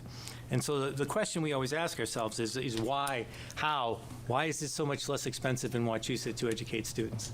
Because I don't believe it is, okay? I would always concede, and I think people sometimes have taken it the wrong way when I do comparisons to the vocational schools and urban school districts. I'm not saying they don't and they shouldn't get more money than Wachusett. I'm not saying that at all. It is a more expensive model, and I think it's a very important model to maintain in the state. My argument would be that the base funding that they've set for education is entirely too low. And so I'm not asking for $10 additional $1,000 per student from the state. I am saying we could use 3 to 4 or 5. And that, to me, is what really needs to happen with the funding formula. And I just wanted to be clear, because I'm never trying to take shots at vocational schools. I worked in Leominster for, I think, 12 years. And the Student Opportunity Act was needed, and I'm glad that they got it, because they need support. So I just wanted to be clear about that. The hard thing for us in Hold Harmless is Hold Harmless was really created for districts that see almost like a huge decrease in students year after year after year. And that's not really what we've experienced. Our first year in Hold Harmless, I think we were down 66 students. 66 students out of, I believe it was 6,750 at the time. Yet the drop-off, and I'll show you a graph of this, in terms of our state funding, the increase in state funding, I think it was $1.5 million, or maybe even a little bit more. I'll look at it on the next slide. I think the other thing is it's not just what you said at this point, it's 85% of the districts, and it is over 270. What that means for us this year is the state is giving us $75 per student in additional Chapter 78. Okay, and it's hard to maintain level services, never mind try to move forward in a strategic plan when that's the type of support you're getting from the state. This is just a quick look in terms of our historical increases in Chapter 70 funding, and I actually undersold it. So the 2 years in green when we had increases in our school population, the 3 in red are when we were in Held Harmless, and you can see that first year we went from an increase of almost 3.5 million to about 700,000. Last year. If you could real quick, what's your base funding for Chapter 70? So this is the increase. What does the state give you for Chapter 70 in addition to this? We're gonna, it's gonna be on a future slide. I couldn't tell you off the top of my head, but we're definitely gonna share it with you. And so, last year it ended up at about $1 million. The state had started at $75 per student, but ended up passing an increase after the governor's budget, and it ended up being $150. This year, it's based on $75 again. We're hopeful that there'll be an increase, but at this time, we just don't know. I think despite the fact that, funding has been severely limited the last 3 years at the state level, we have been trying to get our financial ship in order. And I think there's some pretty important examples I can give you when we look at that. Number one is our excess and deficiency growth, and we're going to actually share some of those figures, Mark, with you, through responsible budgeting and spending. And so we we believe, or at least in probably school committee believes even more, we've been told by our auditors that we should be seeking 3.5% in our excess and deficiency. We haven't. We have tried to show some responsible growth towards a higher number, but we also have, whenever we can, given excess and deficiency towards our towns to reduce those assessments, and I'll talk about that in a minute. The other thing we're doing that's a much better financial practice is we're using our circuit breaker funds after we've already received them as revenues. When we were first here, the way circuit breaker works is you can kind of estimate what you might get in circuit breaker for the following year, but you never know because those returns haven't been brought back to you. So it's kind of a dangerous game to say, we're going to get this much in circuit breaker and we want to put it towards the budget, because if you don't, then you don't have it and that revenue source isn't there. And so one of the things that Michelle made a hard point to us when we started building our budgets the last couple of years is we needed to get to the point where we were funding circuit breaker or had circuit breaker in the budget on actual receipts. So what we had actually received the year before. And we were able to do that this year. And what it means to the towns is an increase in circuit breaker of $1.4 million towards the budget that we're able to put towards that. We've tried to continue our efforts to optimize Medicaid reporting. About 5-6 years ago, prior to my arrival, the district had been audited on their Medicaid expenses, and they were found that they had put in, overestimated what their Medicaid reimbursements could be, and the district had to give back money for that process. We haven't had any of those issues, and our Medicaid reimbursements have gone up every year. And I think right now we're between I think $750 or $850 we're putting towards the budget this year. We've also maximized our interest earning potential, and so part of this is because we've had E&D that we can earn interest on, and also circuit breaker. Again, I think if you go back 5 years in the district, we were earning less than $20,000 in interest, and now it's several $100,000 that we're earning in interest, which again we use to put towards the budget to reduce expenses. One of the nice things, and one of the things that was an issue before in the district, you'd find at the end of the year you'd have wild changes in our appropriations where we overspent one item for $500,000 or $1 million. And one of the things that school committee has put a practice in, which we should have been doing before, but the district wasn't, is we meet monthly and we look at our appropriations and we make sure we're not over a certain percentage threshold. And if we are, we either adjust spending in that account, or we transfer from different appropriations that then accordingly need to be adjusted.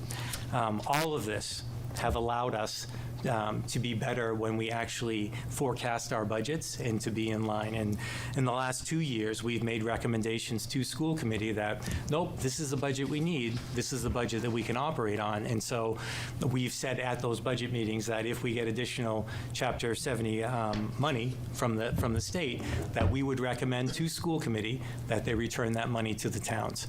And both years that we have made that request of school committee, they have voted to do so. And last year, it meant $500,000 went back to the towns to reduce their assessments.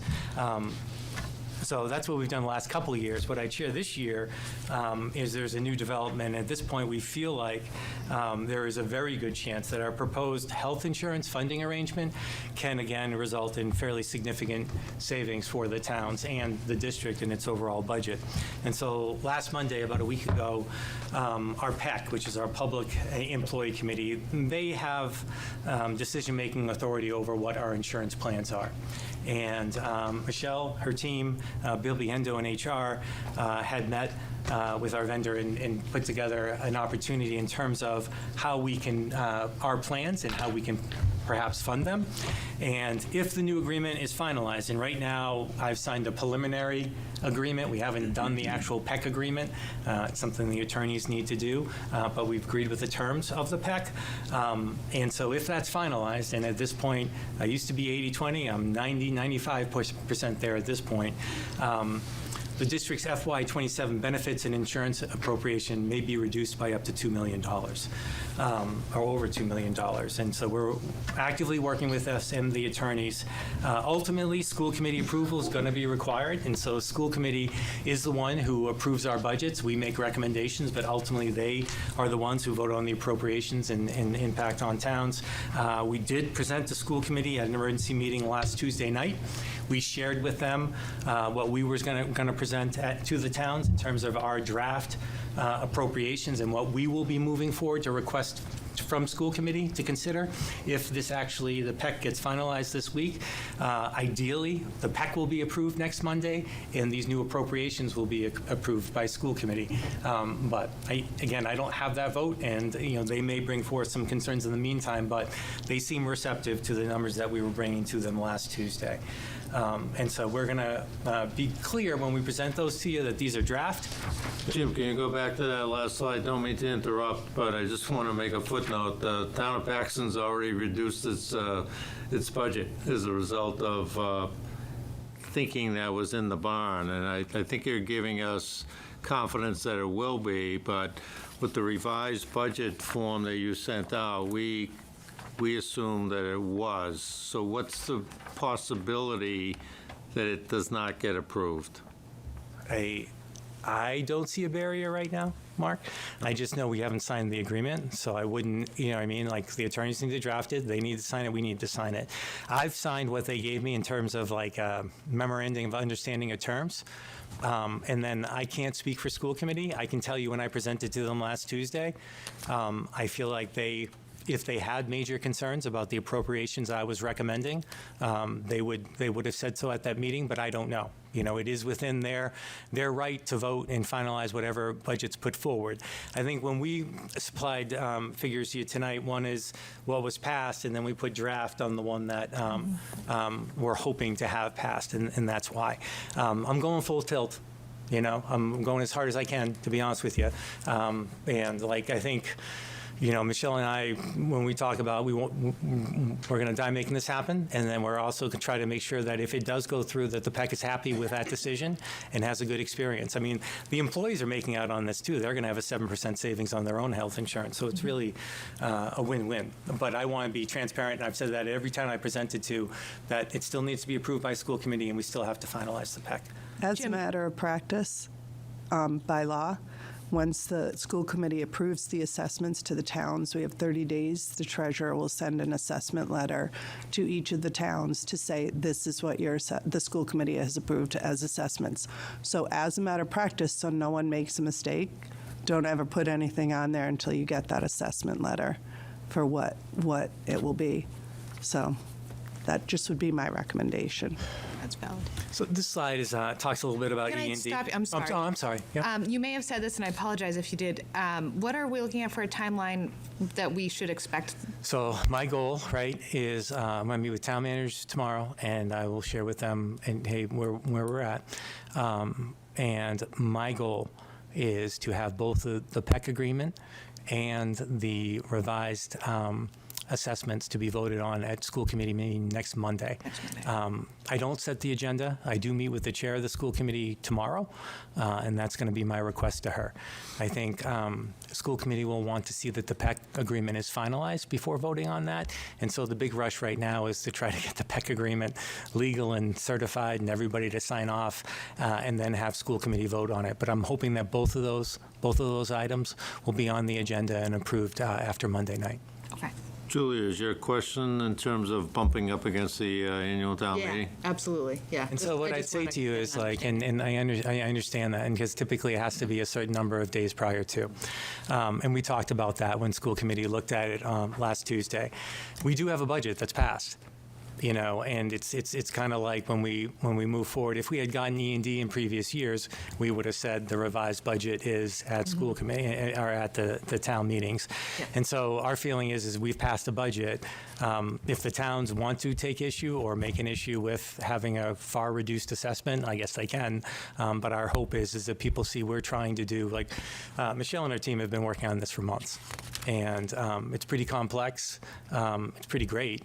But yeah, this is where, trust me, we're burning it to try to get the timeline done. Yeah. And what we didn't want to do is, because we know the schedule is so tight, is we didn't want to delay these meetings or other things, and we know it's impacting. And, I guess if things are published and we again have to just put out that since this was published or put this out, the school committee is actually looking for a smaller appropriation, I figure that's a better scenario than moving forward with a number that's Yep. So that's It's just- certainly not, unusual. We would change the number on the meeting floor. That has happened. Yep.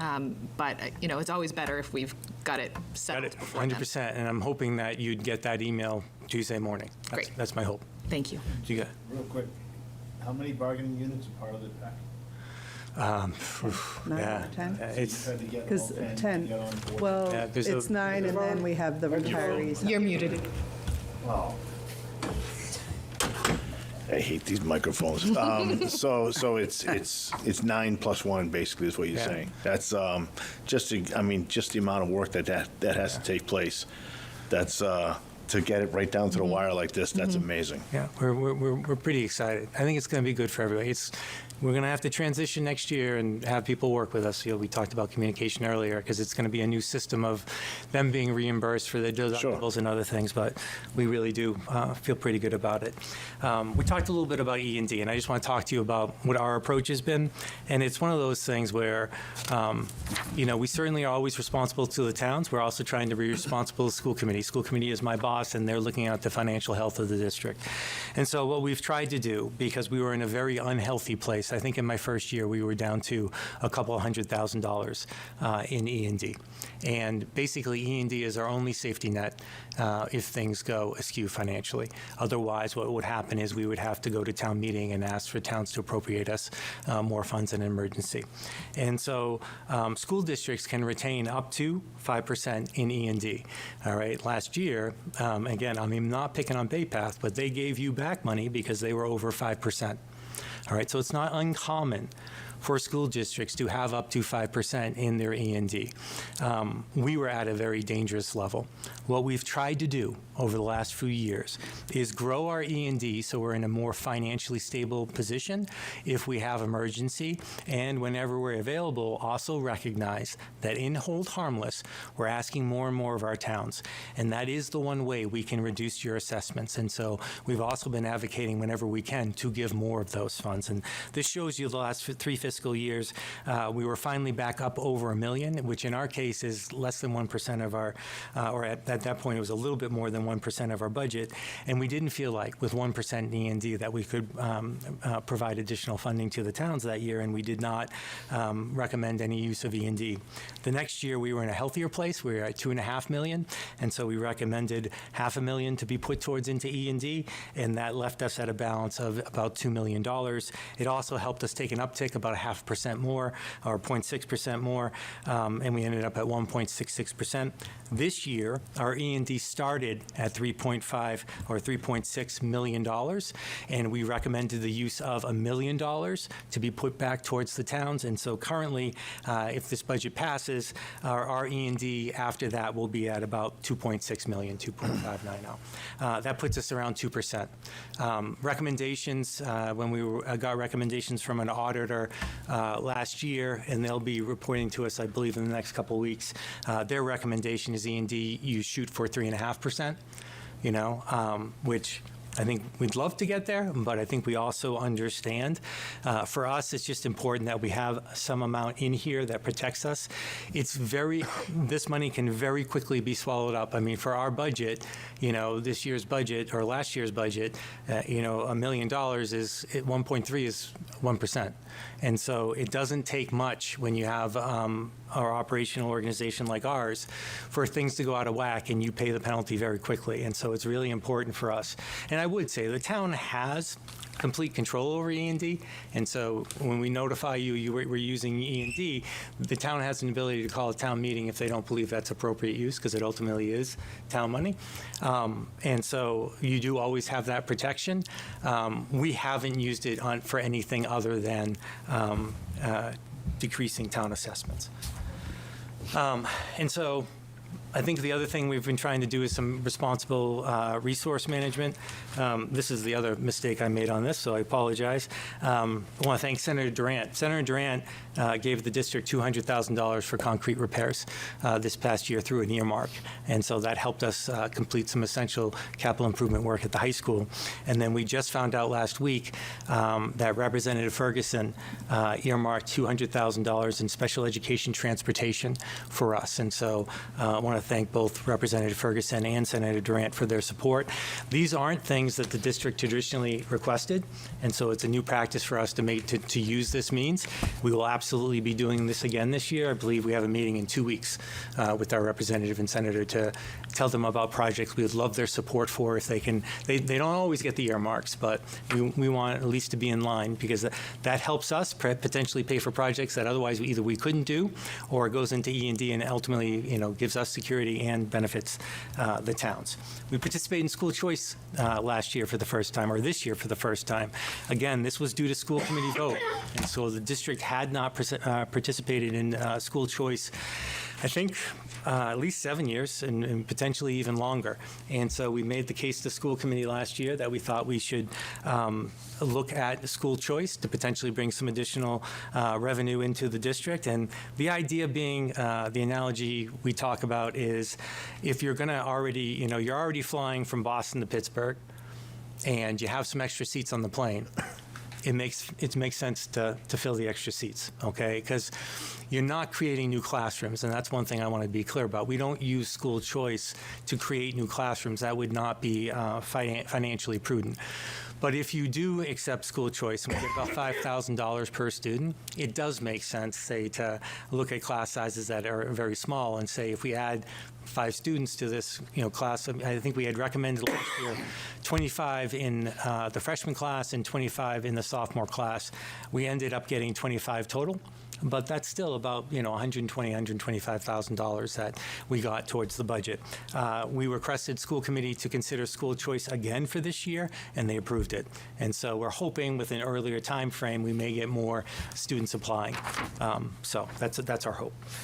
The other thing that we don't talk about a lot, and Kyle talked about it a little bit when he gave you his presentation, and you can't, and Kyle referenced it, you really don't want to talk about positions that you're going to eliminate. We do that every year. Okay. In fact, we've eliminated more than 14 positions in the last 2 years. And so I say that because we always talk about, hey, we're going to try this position next year. But I just want you to know, it's not like we're just adding on one side. We are making hard choices and eliminating positions on the other. And you can't announce what those positions are, because these are people. Okay. And sometimes, to Kyle's point, you can do it through retirements, but sometimes you lay people off. And, we continue that emphasis, and we'll continue to do that every year, because I feel like we should do that. Because if you don't need the resource, just like I feel like you should ask for the resource if you need it, you should make a hard decision and say you don't need the resource any longer if you don't. And so I think that's just important that we share with folks as well. What we were able to do by the support of the towns last year, you got an additional counselor, and we were actually able to prove that halfway through the year at Paxton Center School. So you now have 2 counselors at the school. I think you had less than 1 4 years ago. We were also able to add an interventionist, primarily to support students at the school in grades 1 and 2. You ended up getting STEAM coverage for your grades K to 5. And also, just recently, Katie, has your team chair started yet? All right, so the other thing we were able to add is team chairs. And team chairs are people who are really ideally experts in special education, and they help run team meetings. So they work with families and people at the school to help develop education plans and IEPs. Why that was so important is, for so long, the district was doing that with assistant principals, and effectively we didn't have assistant principals. They were spending 2 out of their 5 days supporting special education. And most assistant principals are not experts in special education. Some of them are great at it, but some of them, that's not what they came up through the ranks doing. And so it's not only a way where we feel like we're going to improve special education services, it's also a way where you have somebody else, another administrator in a building besides just a principal, who is going to drive instruction in the schools, work with families, and hopefully make the whole experience better. The budget development process this year, I think one of the things we always want people to keep in mind, and unfortunately this is happening in Paxton every single year, is the state determination of town share of our overall budget continues to rise. And effectively, every year the state is saying to Paxton, regardless of our net school per pupil funding, you can pay more towards your school budget. And ultimately, the goal is to get many towns up to 82.5%. And so they look at Paxton's growth, and they make some other calculations that I think Michelle actually understands at this point, but she may be one of about 5 people in the state who actually understand how they do it, to calculate this is why. And they usually do an accelerator of 1% or 2%. I believe this year for Paxton it's 1%, but 1%'s a lot. And so not only when you're not getting more state Chapter 70, but on top of it, you're also being told you have to pay more. It's why your minimum local contribution, when we look at it, it's another reason why that's gone up. It's hard, you know. And then we talked before about the state calculations for what we had to educate students, and then also the Chapter 70 hold harmless status the district is in. We ended up with a budget that was approved on March 9th of 4.44%. That impact on town assessments was 5.84%, and the Paxton assessment increase on that original past budget was 4.7%. And those other reasons are part of the reason why, even though the budget increase is 4.44%, the Paxton increase is higher. I think this is just a quick graph to show you that even though this is the lowest budget that I've put forth in 4 years, even before any adjustments that potentially are coming down the road, it's the second highest percentage Paxton has paid in terms of town assessments. And so if you look at the end of that graph, you can see the distance between what the budget increase and what Paxton is being asked to pay. It's getting larger. All right. And so with all that, and I know I say this every year, you know, all of that, I should just say, well, so we're just asking to stay where we are. But, you know, I've shared before, I think we owe it to the kids to look at our data and to see where we can improve. And I had committed to doing this before. I had shared that, you know, this was our data for our students in grades grades 3 to 8 on the MCAS. And I just want to review it. So last year, for our ELA students, grades 3 to 8, these were the number of students who were meeting or exceeding expectations. So they either reached the bar or they did above it. And I shared last year that it was 49% for the district in those grade levels. This year, it's increased by about 4%, and so now 53%. It's well above the state average, which is 42%, but I don't think any of us are proud that our data is 53%. And so it continues to be something that we want to focus on. We are still below pre-pandemic levels in terms of our achievement on MCAS. That's true in almost all districts in Massachusetts, but I think it's just important noting. It's part of the reason why we made the emphasis last year on how we should support struggling students, right? A lot of those kids had learning gaps because no matter how good a job teachers did in remote learning, it wasn't the same as being in person. It just wasn't. Similarly, if you look at math, last year we were at 54%, excuse me. This year we're at 56%, and so we've moved up slightly. Again, we're above the state average, which is 41%. I think the thing we wanted to call out this year is our high needs students, okay? And they are the two more lower parts of this graph. If you look at ELA high needs students, and the high needs subgroup consists of English learners, students on on IEPs or special education students, and then lastly, students from low socioeconomic backgrounds, so kids from families who are financially struggling. And so I think just, you know, three groups of kids who we all obviously root for. I think the hard thing when we look at the district data is that those kids are having a substantially different experience than all of our students. And so if you look at it, again, we're making progress, but only 27% last year met or exceeded expectations. This year it's 30, and so we've made improvements. We are above the state average, which is 24, but I would certainly argue that when you go from 53 to 30, there's great room for improvement and what we need to do to improve the experience for those kids. It's a similar story in math. We went from 31% to 33%, above the state average of 24, but again, the discrepancy between 56% and 33%, I think we can all agree is not acceptable. And so what have we done? We've tried to make sure the focus in this budget is on supporting special education. And what I've tried to do is highlight the positions that will have a direct impact on Paxton. And so like last year, you know, you got the interventionist, the counselor, and some other things. In this budget, what you'd see is we're recommending a coordinator position. Right now, the district has had an expansion of Devereaux programming in in I believe Paxton and Rutland are where the programs are located, to the point where up to 85 students need to be case managed by the district. So even though a lot of these students don't live in the district, the district is responsible for case management services. And a lot of times you're talking about fairly complex individualized education plans. And so we actually have to call those meetings, determine placement, all of those things. We have some mechanism to get some of the money back for those services back from the state and charge whatever district those students are coming from. But we reached a point when upwards of 85 students are going to be need processed by the student. We can't just continue to use people who are doing other things. And basically, we had people who were being taken away from their original duties in the district because they had to provide these services. And so that's why we're proposing that situation. This position isn't exclusively for Devereaux, though. I think we have about a 3-day to 2-day split. The other 2 days, they would be working with the team chairs at Paxton Center School and Thomas Prince. And so they would not provide, I'd say, supervision services, but consultation services and be there. Sometimes you need a new, fresh voice in the room when meetings are contentious, or when somebody may have an expertise that other people don't have. And so the idea is this position would help support the schools at least probably 1 day a week. The other opportunities we're looking for, and one of the things I'd share is when DESI's come in and given us 2 special education reviews, different types of reviews, but what I would say to you, and just regularly scheduled reviews, so it wasn't like they were called in because we had done something wrong.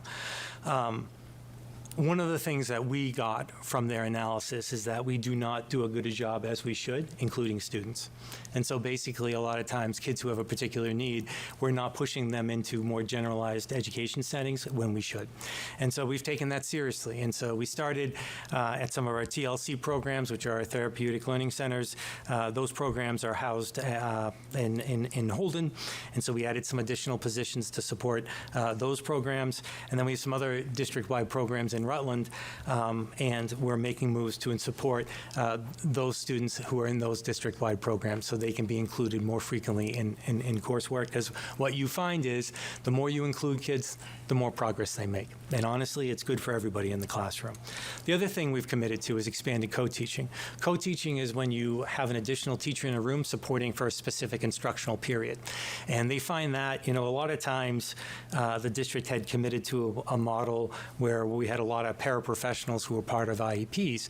And paraprofessionals can be great depending on the child's individual need, but paraprofessionals typically aren't instructional experts. And so their ability to support all students in the classroom, usually they were designated to one or a couple students. And so the idea being, and one of the things you'd see, a lot of those reductions that we've made over the years, a lot of them yet you'd see is actually from paraprofessionals in other positions. The 14 I mentioned were specifically teaching positions, but we've reduced a whole lot others. They're just not included in that 14 number. And the thought is that if you have another qualified teacher who's teaching all students in the room and focusing on the kids on IEPs, because they'll have some needs to directly service those kids, but also being another co-instructor in the room. A, it's better for the students, and B, I would say it's better for all students. It's a far superior model. And so we're going to be expanding our ability to do that, and one of the places that is scheduled to get an additional special education teacher is Paxton Center School. See, Katie, I said it out loud. Now we can't not do it. Right? We also have some reading support teachers that we're putting in. Those are in at Glenwood and Houghton. And we're also, what we found is, we are sometimes behind. And so we'll add positions as we can, but we can't always add them in all schools at the same time. And so I shared last year, Paxton Center School got an additional counselor halfway through the year. We're doing the same for Glenwood Elementary and Central Tree because they do not have 2 counselors like Paxton Center School. So, a lot of times we're looking at equity in trying to bring other schools. We want people to have a unified experience no matter where they go to school. Schools will have their own cultures, but you won't go to a school and say, how come we don't have this, but they have it at another town in the district.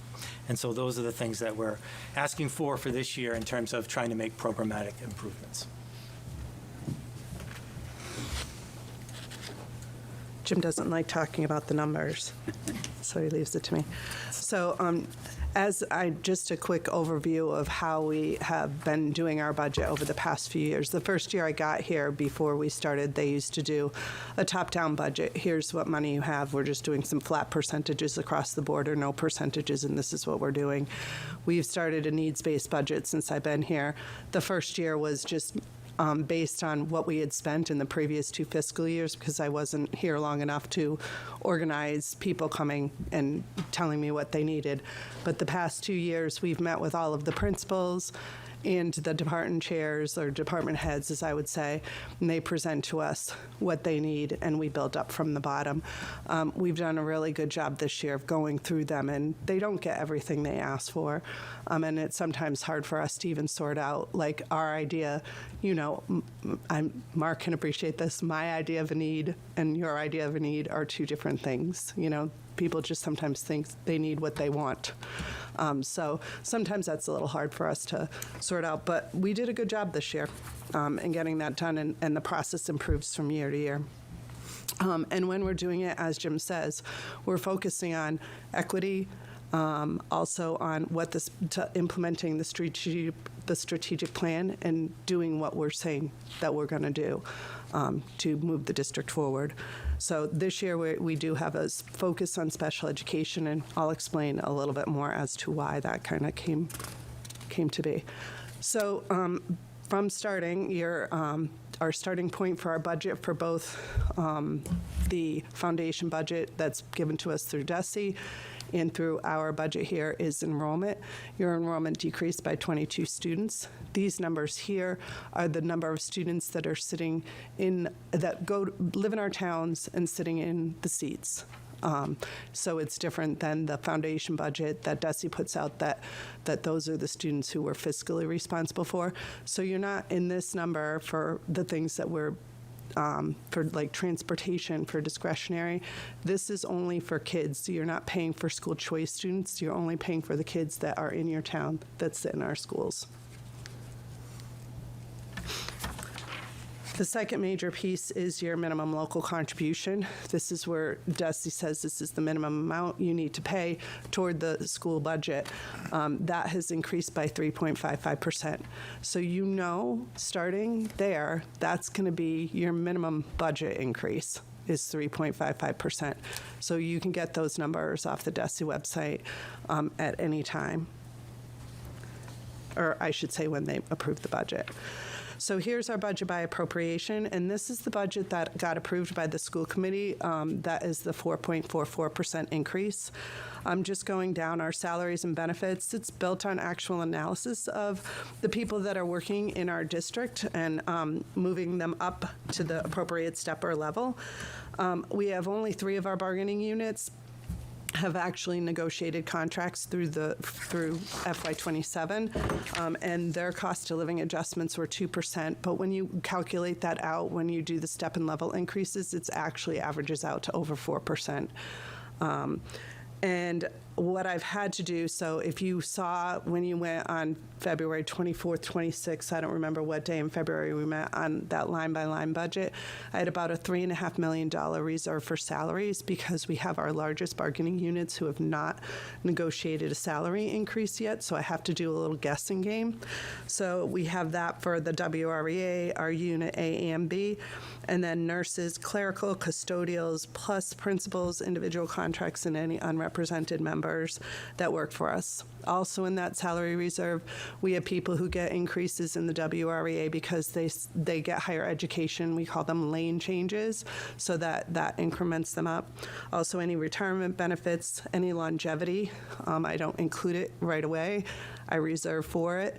And then any open positions and any proposed positions, net of any efficiencies that we might have, that we might do.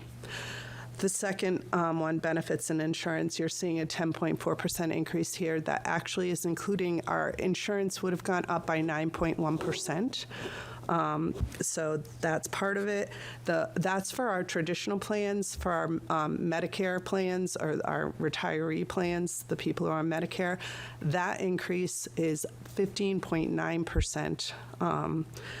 This also includes our employer Medicare, the employer Medicare portion, which is 1.45% of salaries, and our Worcester County retirement, if we pay on July 1, is a 9.7% increase.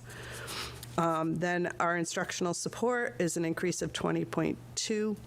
This includes all of our high-quality instructional materials across all of our subject areas. It also includes all of our supplies and materials used in the classroom, our technology and copier leases. This year, we are trying to get out of a financing agreement on our Chromebooks. We're going to buy our Chromebooks outright, so we're seeing a bit of an increase there, so that next year we'll see a little bit of a decrease, and then we won't be paying finance charges, which are about $20,000 a year. So we'll see. It's a little cost this year for a lot of savings in the next couple of years. And then it also includes contracted services for student support and professional development costs. The next line, our operations and maintenance line, we're looking at a 9.764% increase. It was probably a little lower than that when we talked in February. I adjusted to include a 10% increase in oil, given what's going on, and then electricity, we're looking at a 10% increase as well. The two major things as far as building improvements, there's actually a few major things as far as building improvements are concerned. We need to finish that auto shop floor, so we are using $300,000 that we put in E&D was from last year that we had put in the budget, so that's part of that E&D.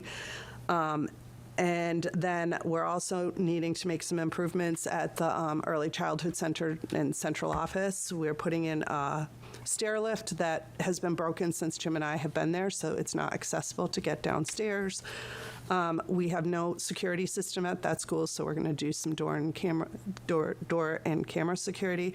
And then the parking lot needs some improvements so that people can navigate that parking lot safely.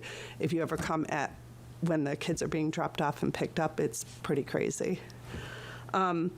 Pupil services, that, excuse me, has an increase of 26.86%. It's a small appropriation, and it's really not increasing, to be honest with you. We had some graduation and student activity type things that were previously being recorded in the instructional support line, and just graduation alone at the high school is $40,000. So it's that, and there were some others. We had some athletic transportation as well that wasn't being reported, so it's now being put into the appropriate appropriation. Then the next one, special education tuitions. You're seeing a significant decrease. Our special education tuitions last year was almost $10 million. This year it's dropped to $7.8 million. We had, I believe, 8 students that have aged out of an out-of-district situation and expensive placements, so we're seeing a savings from them. In addition to that, previously, if you remember, in previous years, I used $4.4 million in circuit breaker or $4.25 million in circuit breaker. We built that up. I'm using $5.825 million in circuit breaker because I have to. That's what we have that we've gotten in reimbursements that I have to use next year. So we will see probably a little increase in our availability next year too, because our reimbursement for this year came in at $6.3, I think, million. So we'll see that we'll be able to use a little bit more on a lower tuition amount. So the other piece that we use to cover special ed tuitions as well, we have a IDEA grant that we're using $1.1 million out of that grant to cover some tuitions. So the amount that you see there that I'm actually covering in the general fund is just our tuition to collaboratives, and then a small special ed increment for students who we have to pay special ed because they choice out of our district. So that's what you're seeing in the general fund. But don't let it fool you that you think that special ed tuitions are not very much money. There's still a lot of money. And because that happened, this gives us a little bit of an opportunity to look at our special ed and try to put some money toward that to keep kids in district and keep those tuitions down. The next line is our other operating costs. That's just the cost of our kids that are choicing out and chartering out, comes right off of our cherry sheet. So you're seeing a 14.79% increase there. And then our transportation, you're seeing a 5.56 increase. Our regular ed transportation, we're in the third year of the contract, which is a 5.5% increase. We actually have a 5.5% increase to extend for 2 years beyond. We'll see how that goes. Just so you know, to be safe, we do not have a not going to be able to say that word well, a fuel escalation charge in our contract, so it is what it is. We're not going to see like fuel's going up and that'll be crazy. Special ed, I have a 7.9% increase in special ed in-district transportation. I put that full amount in there, but it generally runs a little bit lower than that because we only have to pay for what we use, and then I dropped the out-of-district transportation a little bit for the lower number of kids that will be traveling. And then our debt service is down 4.37%. We have a principal of $510,000 and interest of $48,400. I believe part of a good part of that, I think, is being paid off in FY27, and the remainders that are left, I think, we're done by 2029, FY29, maybe 30. I'd have to double look at that. So Jim talked a little bit about this is where we will be with, it's called a participating funding arrangement with our insurance. What we were able to negotiate with the PEC was instead of having these $0 deductibles or $250 deductibles, these very expensive plans, we negotiated with Blue Cross Blue Shield a high deductible health plan at actually $4,000 and $8,000. So what we were going to pay in premium of like $21 million came down to like $17 million. And then we layered into the premium the ability to pay for the first $3,000 or $3,500, depending upon what the employee chooses, of that deductible with a debit card. So about 70% of the people don't ever hit those amounts of deductibles. So we're paying for what we're using. Our experience has been like 78 to 80% of what we pay in premiums and what we actually give in claims. So we're paying, we'd have 78% in claims, but we're still paying 100% of that premiums. So we're trying to grab that back and do that. I don't remember if someone in this town actually was had emailed me, was it you? And we can talk more about it, but it depends on whether or not you're through a health group or we insure on our own. So that's how we're trying to save money on insurance. And not only are we saving, but the employees will save a ton too, because their premiums are lowering, and then 70% of them will never have to pay a copay even for their what do you call them, their prescriptions, their doctor visits, or anything like that. They hand down their card and here you go. So you're paying for what you're using. I actually only, they were saying it'd be about a 7% savings. There was another plan that we could have adopted that was a 5% savings that would bring us all the way to out-of-pocket max. I am only budgeting for the 5% savings. Our employees are actually getting more than that 5% or 7%. Some of them are getting 8, 9, 10%, depending upon what plan they choose. Because one of our plans, our PPO, is not eligible for this, so they're stuck at the 9.1% increase. So we have a few employees on that. So on this, you'll see the insurance going down to only a 1.83% increase. And then we added a little flexibility in the salaries line just because we are bargaining with people, and I just want to be safe rather than sorry. And then I changed in operations and maintenance as well to a 25% increase in oil, because we actually were going to, I have a meeting on Wednesday with French River Educational Cooperatives, who we bargained together with. I don't know that we'll get a contract. Right now we have about 700 gallons that we still have available from last year that we haven't gotten into a new contract. So we're safe at the price that we're at now, but I don't know what's going to happen for next year. So that leaves us at a 3.09% increase should this pass with the school committee next next week. So our revenue side, I love that Jim thinks I was really trying really hard to increase E&D, but how it really happened was for a couple of years, I was not budgeting correctly or budgeting I'm not going to say correctly or carefully. I was under appropriating in some of the revenues, on some of our revenues, and I changed that last year, if you recall. I don't think that's true, though, because I think, no, but honestly, Michelle, were you making that much in interest prior to? Oh, no. Okay. But I mean, as far as that's how, I wasn't, the point of our E&D rising wasn't like a real mindful thing. It was more like, I didn't appropriate, I didn't give the revenues in the budget. So we didn't get it because we were underspending our expenses. It was because I was underestimating revenues. So we got there, nonetheless. We needed to get there. And I love, Mark, that you think I should give half back, but I look at if we keep 2%, I'm hitting 98. I'm like, 98's an A+. I'm sorry.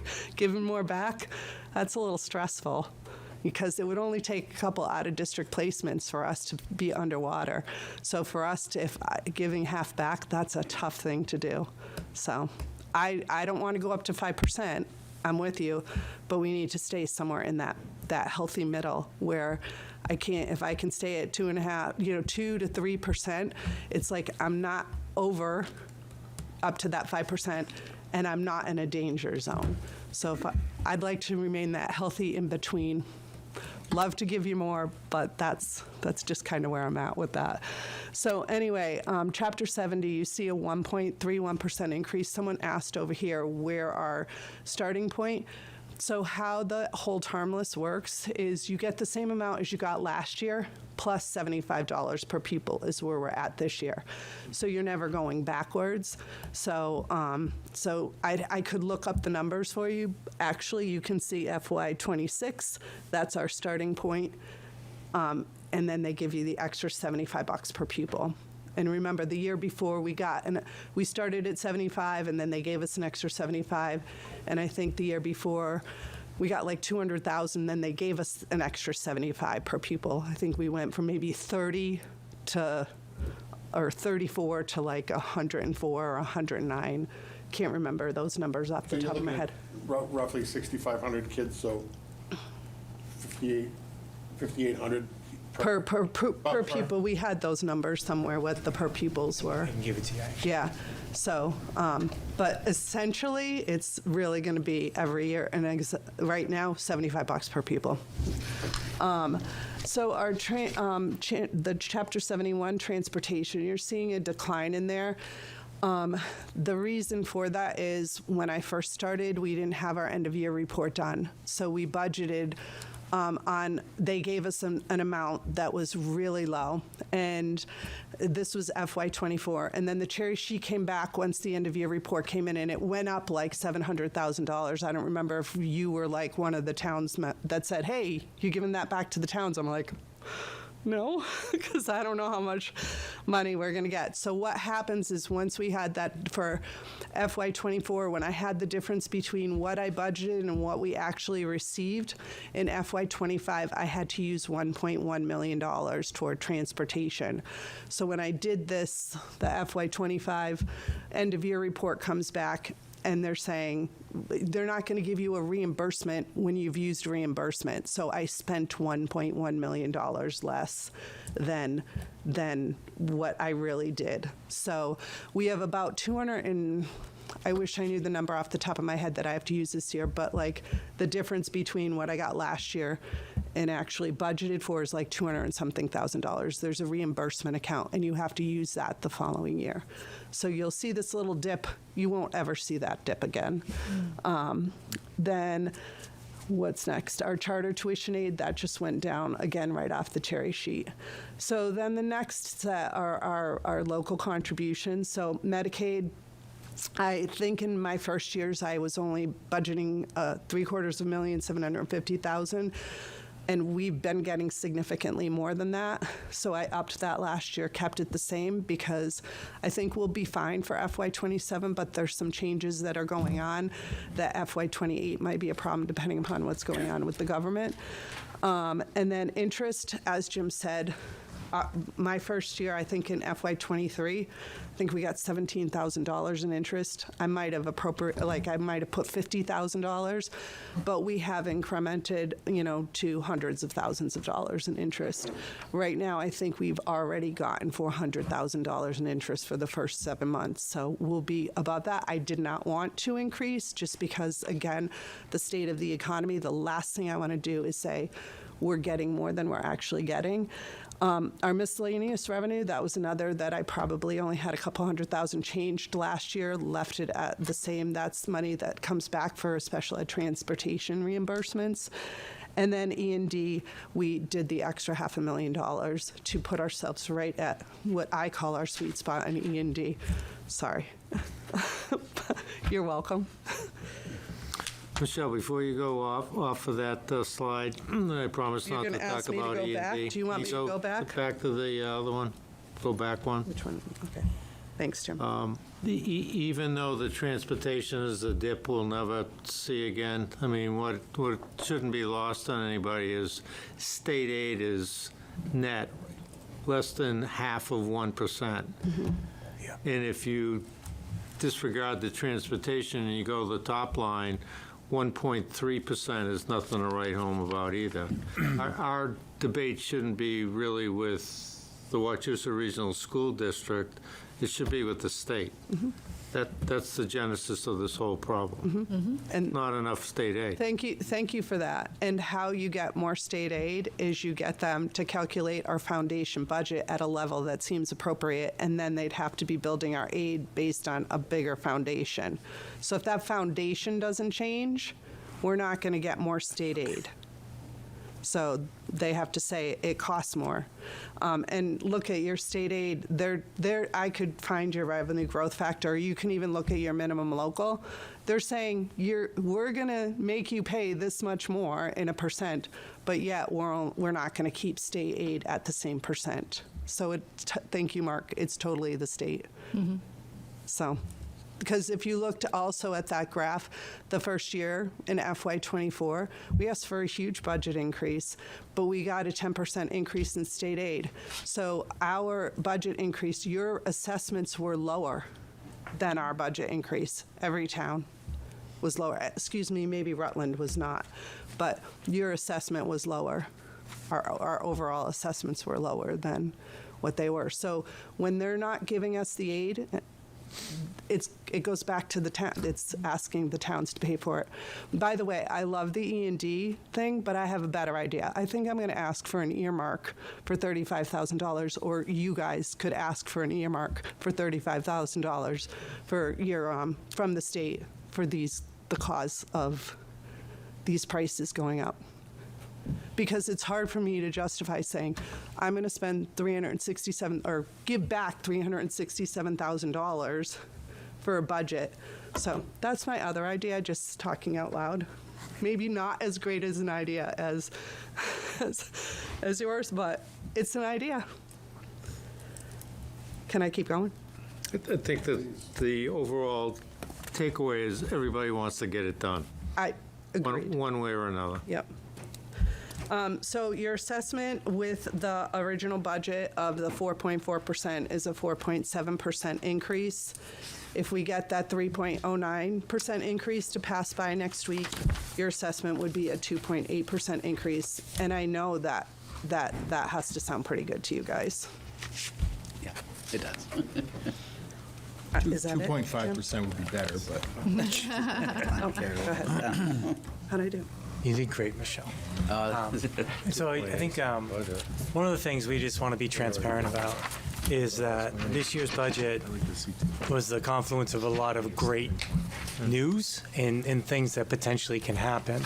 But I think we also want to be transparent in that if you look at, and Mark just called this out, if we're continuing to be funded the way we're being funded by the state, it was a miracle that if we get down to 3.09%, it's incredible. It really is. But I think what we want to make sure people understand is it's not because we tried this year. We try every year. In fact, I can tell you we took the exact same approach to the budget this year as we have to the previous 3. It's been exactly the same. What do kids need? Where can we cut? And what do we feel like it's important for us to advocate for? It's just a couple of things happened this year that were extraordinary. One was the substantial reduction in special education tuitions, okay? That just doesn't happen. And I just want to be clear, it happened because we had kids who aged out. And so this isn't us forcing kids out of appropriate placements, all right? This is just simply they aged out and they were expensive placements. I just want to be on the record that we are not, if kids need special education placements, they're going to get them. And if they're out of district, they're out of district, okay? I would say that even though we're the 25th largest district, our circuit breaker reimbursements was in the top 10. And what that speaks to is we had a lot of kids out of district. Okay, and so I do feel like it's important, and Michelle mentioned it, and that's why you saw us concentrate on special education. If you're saving on out of district, you should be making sure you're also investing in district in those services for those students, all the students who are on IEPs. The other thing that happened was we had this temporary surplus in circuit breaker, and so we're going to get this for 2 years. Okay, basically the circuit breaker that we got as a reimbursement was based on more students than we're actually putting it towards in the budget. It happened this year. It'll happen once again next year. I think our circuit breakers estimate 6.2, something like that. So it's going to be even more than this year. And so, but that's only going to happen twice, right? Because beginning next year, we're going to have fewer special education students. So when we get circuit breaker, it's going to be a reduction in the amount. And so I just wanted to point that out. And then, as well as the insurance, this is a one-time savings. It's incredible, and so thankful that Michelle, Bill, and honestly our advisors worked with us on this. It does mean that we'll have continual savings. It's kind of like when we purchased the netbooks instead of financing them. And so, you know, it's not, and I think Kyle was talking already, they had 20% this year, and I think he said they're going to be 14 or something next year. That's what it is. You know, and so I think we were 10 before. We actually had been the beneficiaries of not a super high usage rate, which was great for us. And so, but next year, there are no more rabbits in the hat, and that increase is probably going to be between 8 and 14%, because that's what the insurance increases are. The good news is it's based on a lower number, right? And so still, hopefully, you know, maybe it's a $200,000 less it would be on every year than it would be if we had this, did not have this shift in plan. But I share that because we've said this before. We had 2 meetings last year in November and December in which we estimated what the cost to you know, run the Wachusett Regional School District at level services. So that's not having any improvements. And it honestly, most years is going to be between 4.5% and 5.5%. That's what it's going to be. And that's us trying as hard as we can to find any cost savings we can until the state does something about the funding formula. Because to Michelle's point, when you get the Chapter 70 funds, it helps reduce that. I am hopeful that as time kind of moves forward, they're going to solve the funding issue. And then I also hope that our numbers are, we've done 10-year projections on growth in all 5 towns, and I do feel like we're going to get into a period where we're bumping up year and actually adding students. And the other thing we've been trying to do is look at, you know, the place where we've been losing the majority of students is when they enter high school.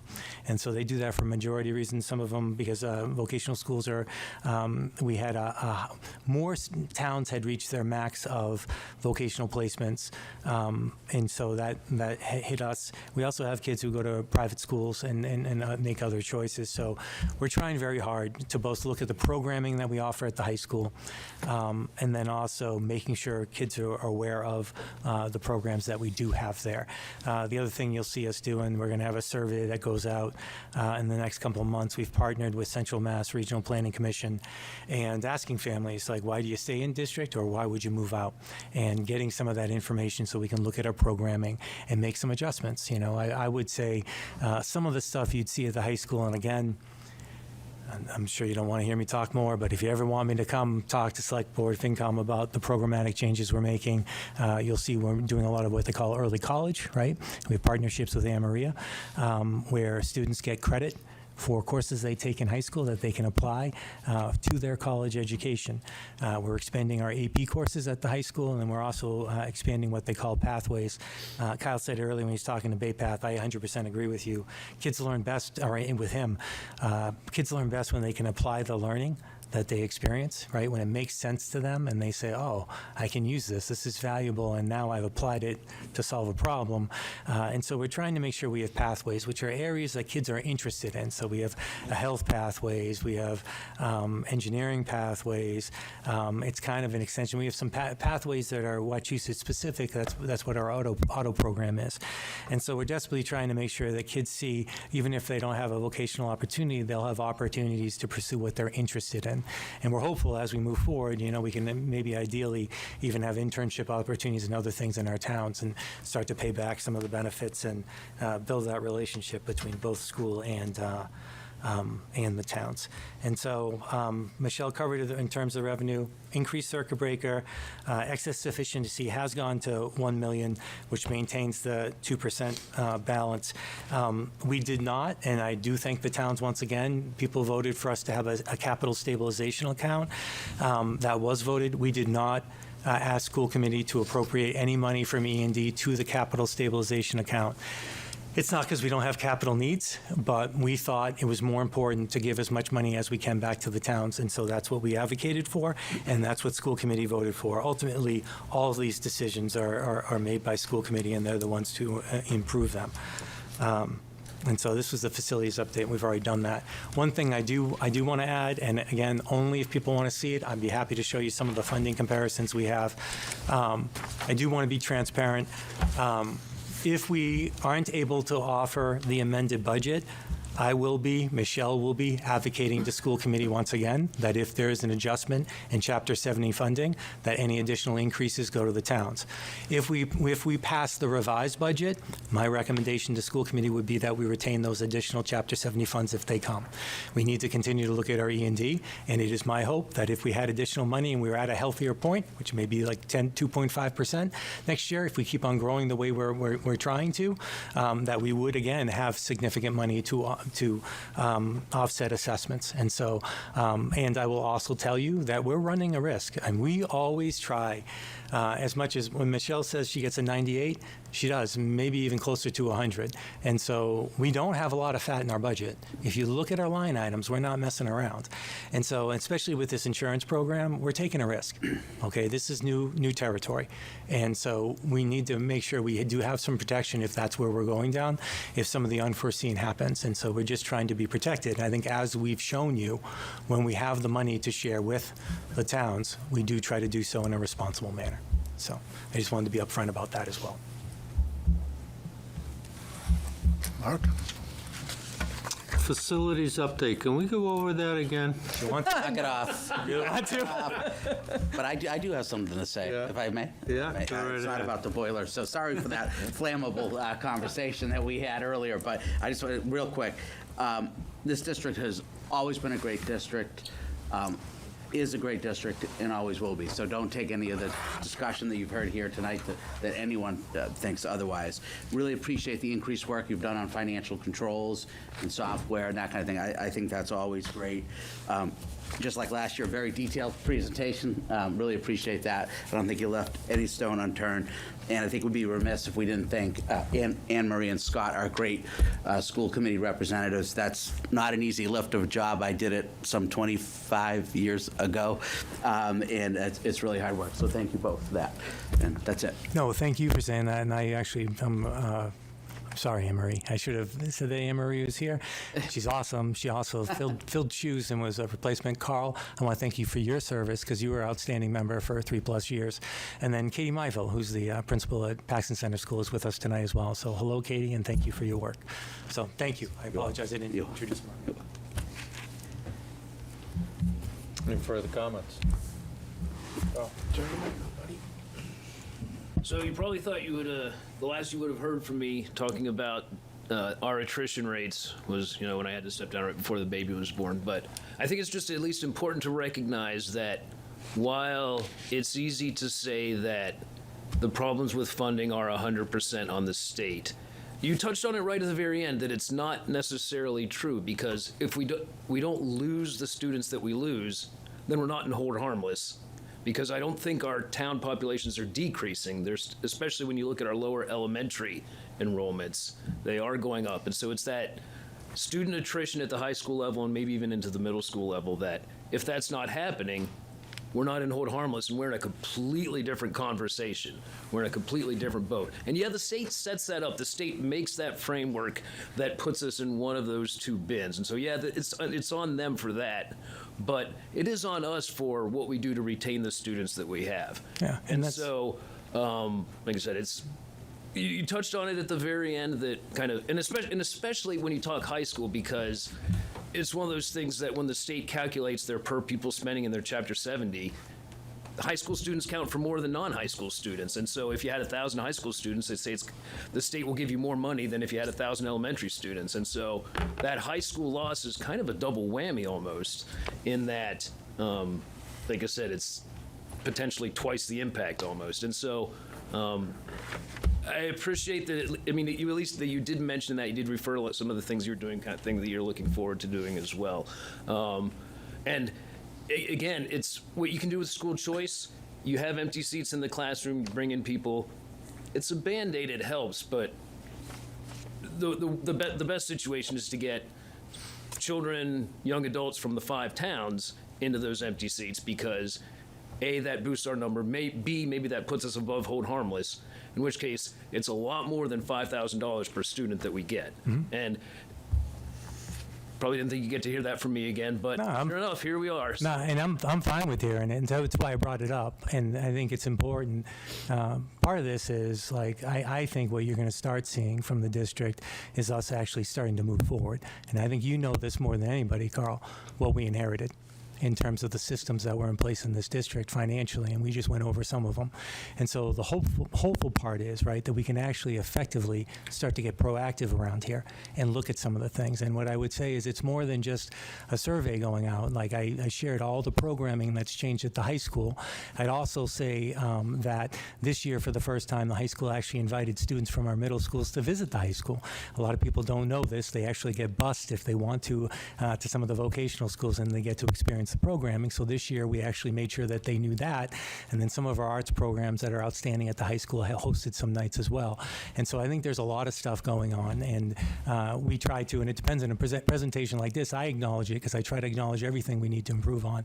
But I think people would be surprised quite how much we are doing to try to address some of those needs. And I think it's like anything else, it's going to take some time, you know, and a lot of times you're fighting history. But what I would also say, and we established this actually as one of the goals for our, or it was one of the things I recommended to them at the last meeting we had for our facilities subcommittee and school committee, is to look at sharing some of that information to our towns. And the towns do have the 10-year growth projections, and we actually are in some towns losing students. Like the whole harmless thing, it's 85% of the town. So I think it's really important to establish this isn't just a Wachusett thing. It's 85%.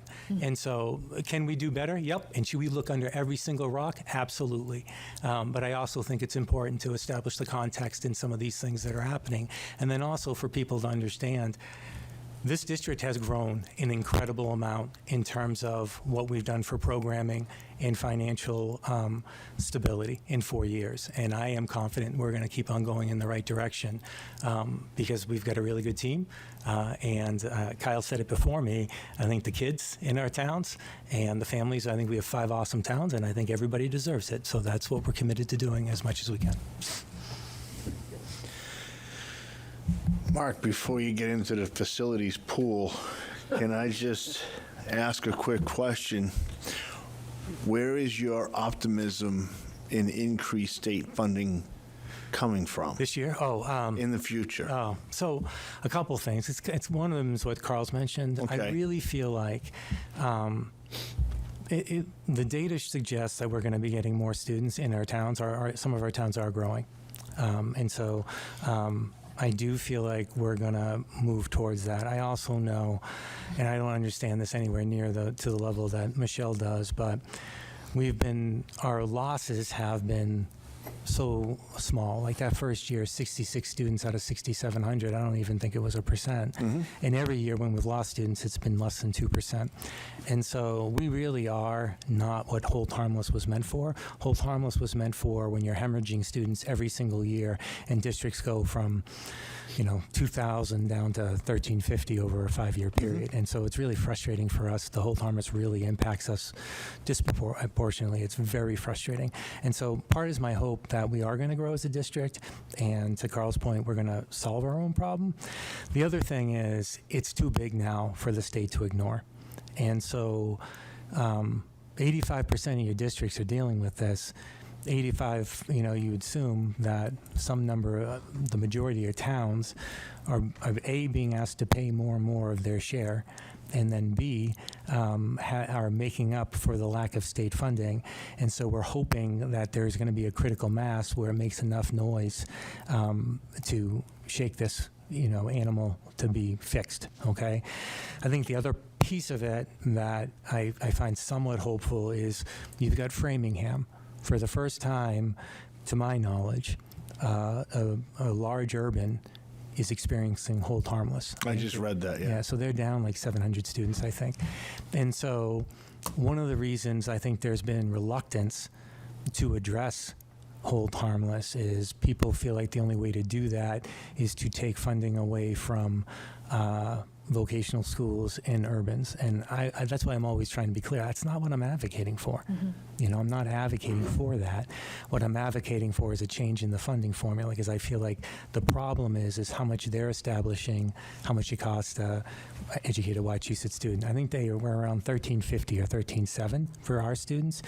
Monty Tech and Bay Path are like 21, 22. Worcester's at 20. And so, that's just so much more money. And again, it is a more expensive model, but not $8,000 per student more. And that's where I feel like this is the biggest mistake in terms of the funding formula.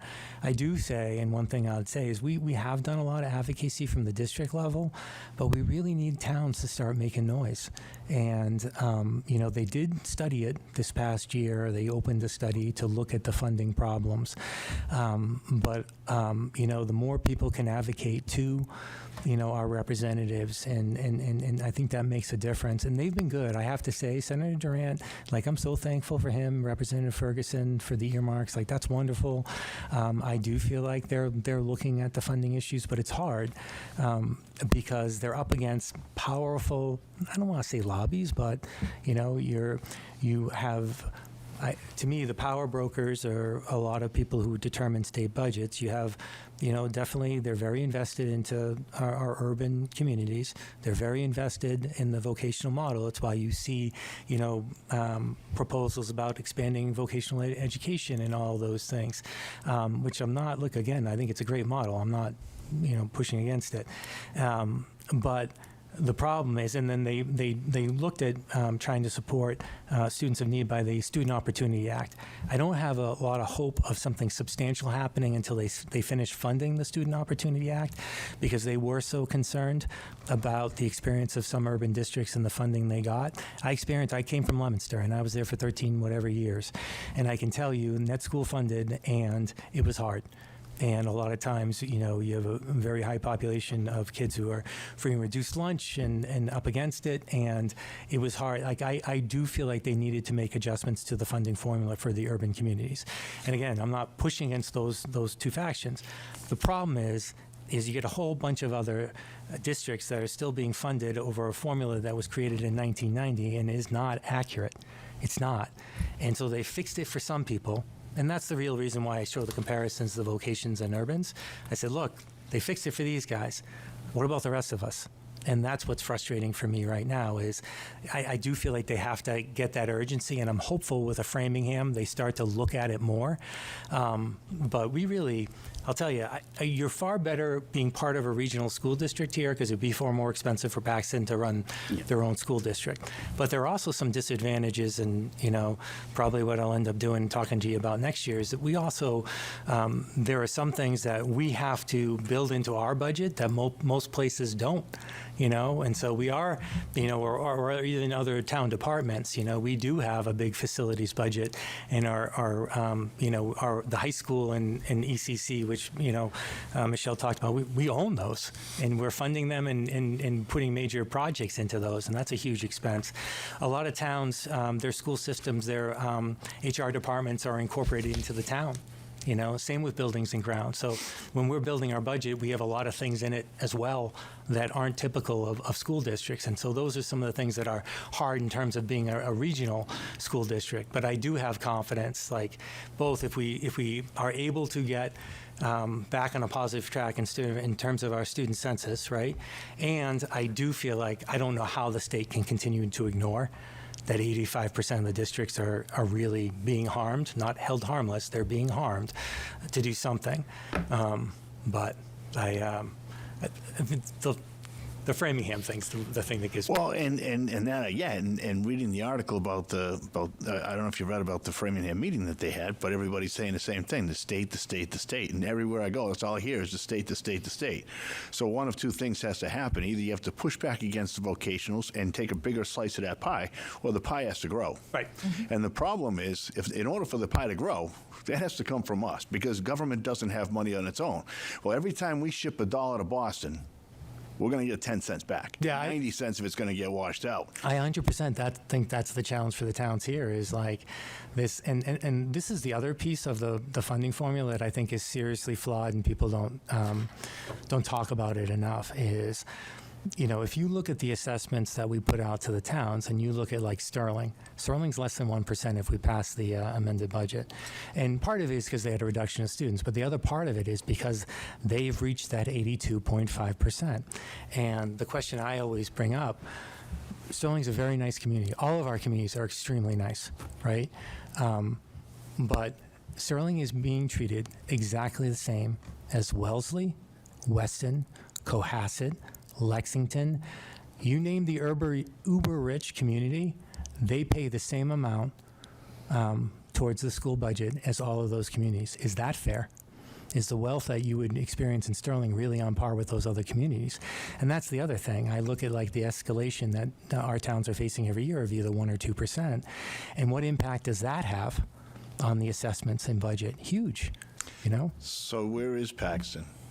Paxton, What year? Like 62, right? I think so. Yeah, So we're still 20 points away. Yeah, and see, I think that's the other thing that has to change, right? And to your point, like, that's not realistic. That's not this community. This community is a beautiful community filled with working people. But 20 points is It's at 66. 66. All right, so we're 16 points away. It's still a substantial number. Yep. All right, thanks. Mike, look, your revenue growth factor yours, is sir. 3.17. Well, Any further questions? shouldn't your aid be at 3.17? We're ready to adjourn. Oh, okay. I thought you were. Okay. That sounds good to me. You lost your Thank you. CIPC guy. Thanks for the. Finance Committee, motion to adjourn? So moved. I have a couple Second. of questions. Second. I mean, okay. We'll stay open for the questions, Go sorry. ahead. Thanks. That's all right. Is there a map of the 15% communities that aren't in hold harmless? Is that geographically available anywhere? Not that I'm aware of. It's a great point. We were talking about the factors that hold against. Like, I do think it's strong contingents of urban support. I think it's strong vocational support, and I also feel like it's communities, like I mentioned, who have no interest in paying more than the 82.5%. They do.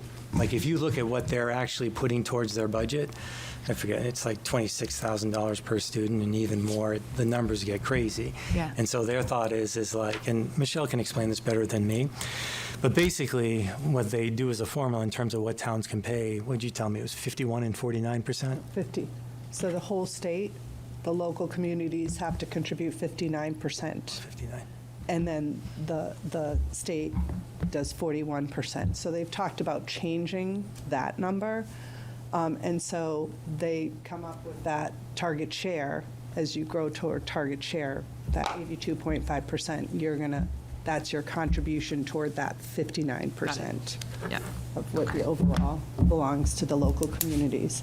So you're right, like, more money. That's the size of the pie. Yeah. That's what it Yeah, is. so they have talked about, they have, like I said, right now, they're, DESI, they passed last year $250,000 to do a study of actually what they're studying is how they're calculating the town share, like that town, like how they're coming up with what the town's ability to pay that.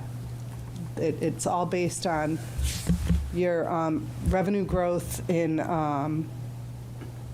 your income, your Per capita. and your property values.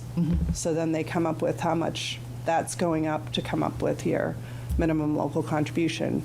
But again, like, they're saying you're going to go up this much, but then your aid isn't going up the same amount. So I had another question on school choice, right? Because I think in the past, you know, as you're fully aware, that there was a period of time where there was no school choice offered, and I think that's the result of a perception before that, whether it's correct or not, that we offered too much school choice and that it was actually inflating the needs for budgetary increases because you were getting sort of another flight, if you will, rather than filling the current flight.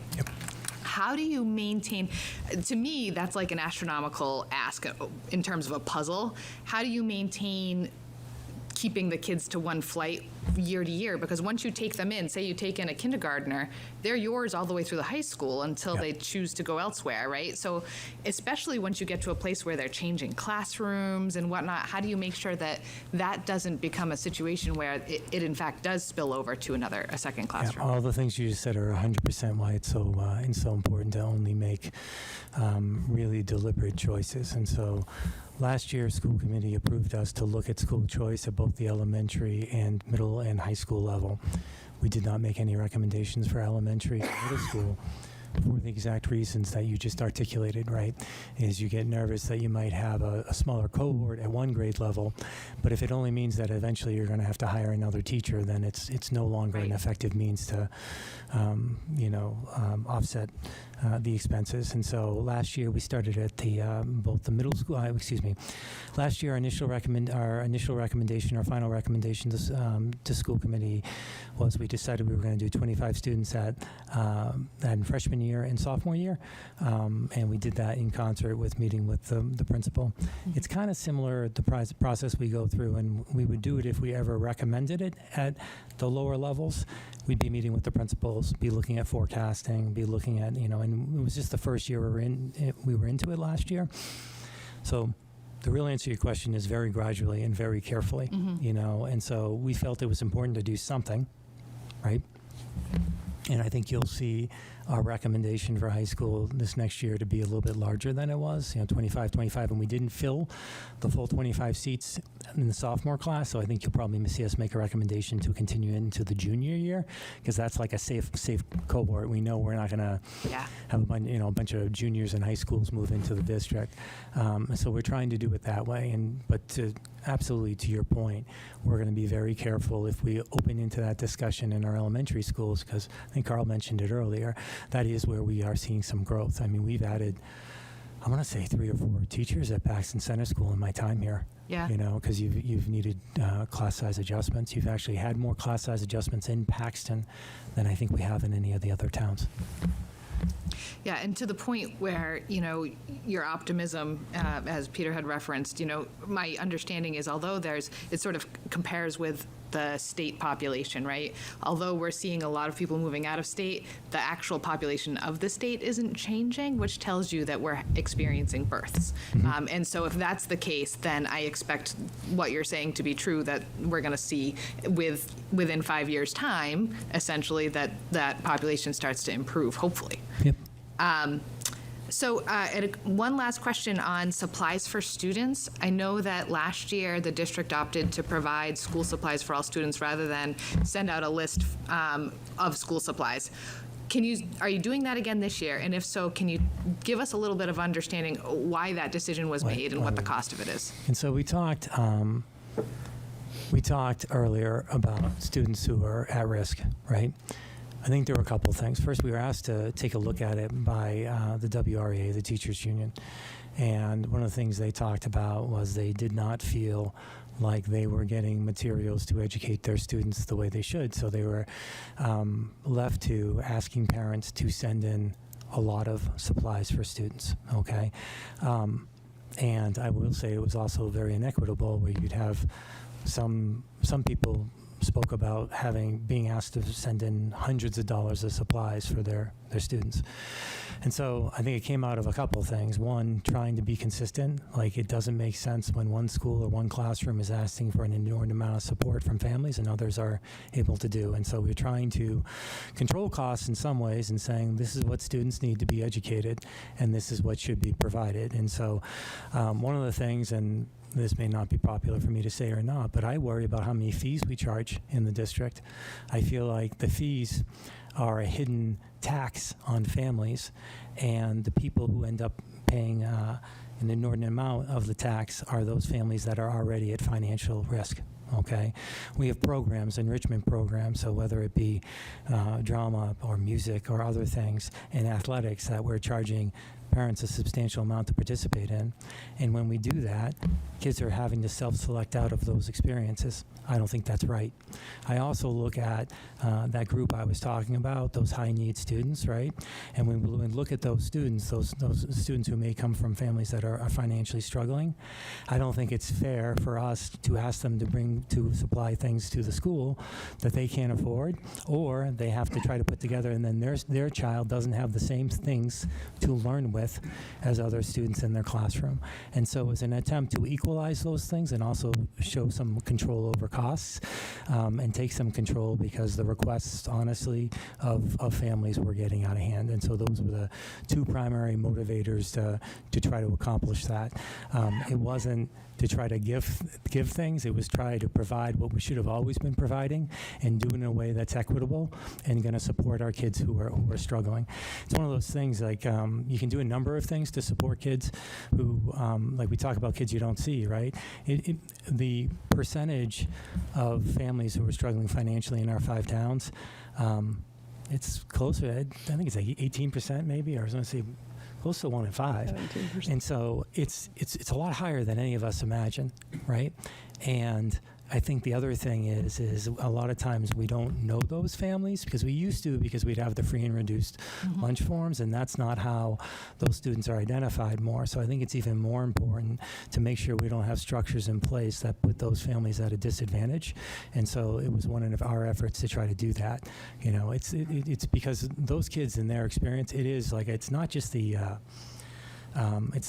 academic performance. One of the things you'd see, and I'm going to butcher this, so I won't, please don't hold me 100% to this data, but I think it's 2-3 times higher in terms of their chronic absenteeism, and so they're less likely to be in school, you know. And so I think we have to look at, how do we welcome these kids?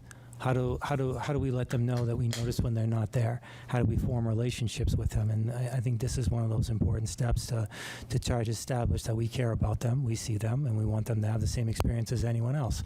You know, it shouldn't matter, you know, what street you live on, all right, or how big your house is, for you to get a good education from the district. And so that's what was behind all those things.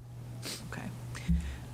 I'd like to talk a little bit more offline. I don't want to waste everybody's time here on my personal experience with that, which hasn't been wonderful. Okay. Just because and I've heard from a lot of other parents that they would have been happy to provide, you know, of course, the school supplies that their child needs, and perhaps there's a way to find maybe a middle ground so that the school doesn't have to fund all of that out of their budget. Parents feel like they're, you know, providing the supplies that they, you know, want to provide for their children, and but still make sure that the kids who need it get it. Thanks. That's all the questions I have. Chris, anything? Nope. No questions. Didn't want to miss you. What's that? I don't want to miss you. All right, then we need, you're all set, right? Jim and Michelle, thank you very much. Thank you. Yep. Motion's been made, second, all in favor? Aye. Opposed, none, Need a motion? abstentions, none. I move that we adjourn. Second. Discussion, hearing none, all in favor? Aye. Aye, thank you. Thank you, guys. Yeah. Thank you. The only problem is that I had to park and hold them. Yeah, park and hold it.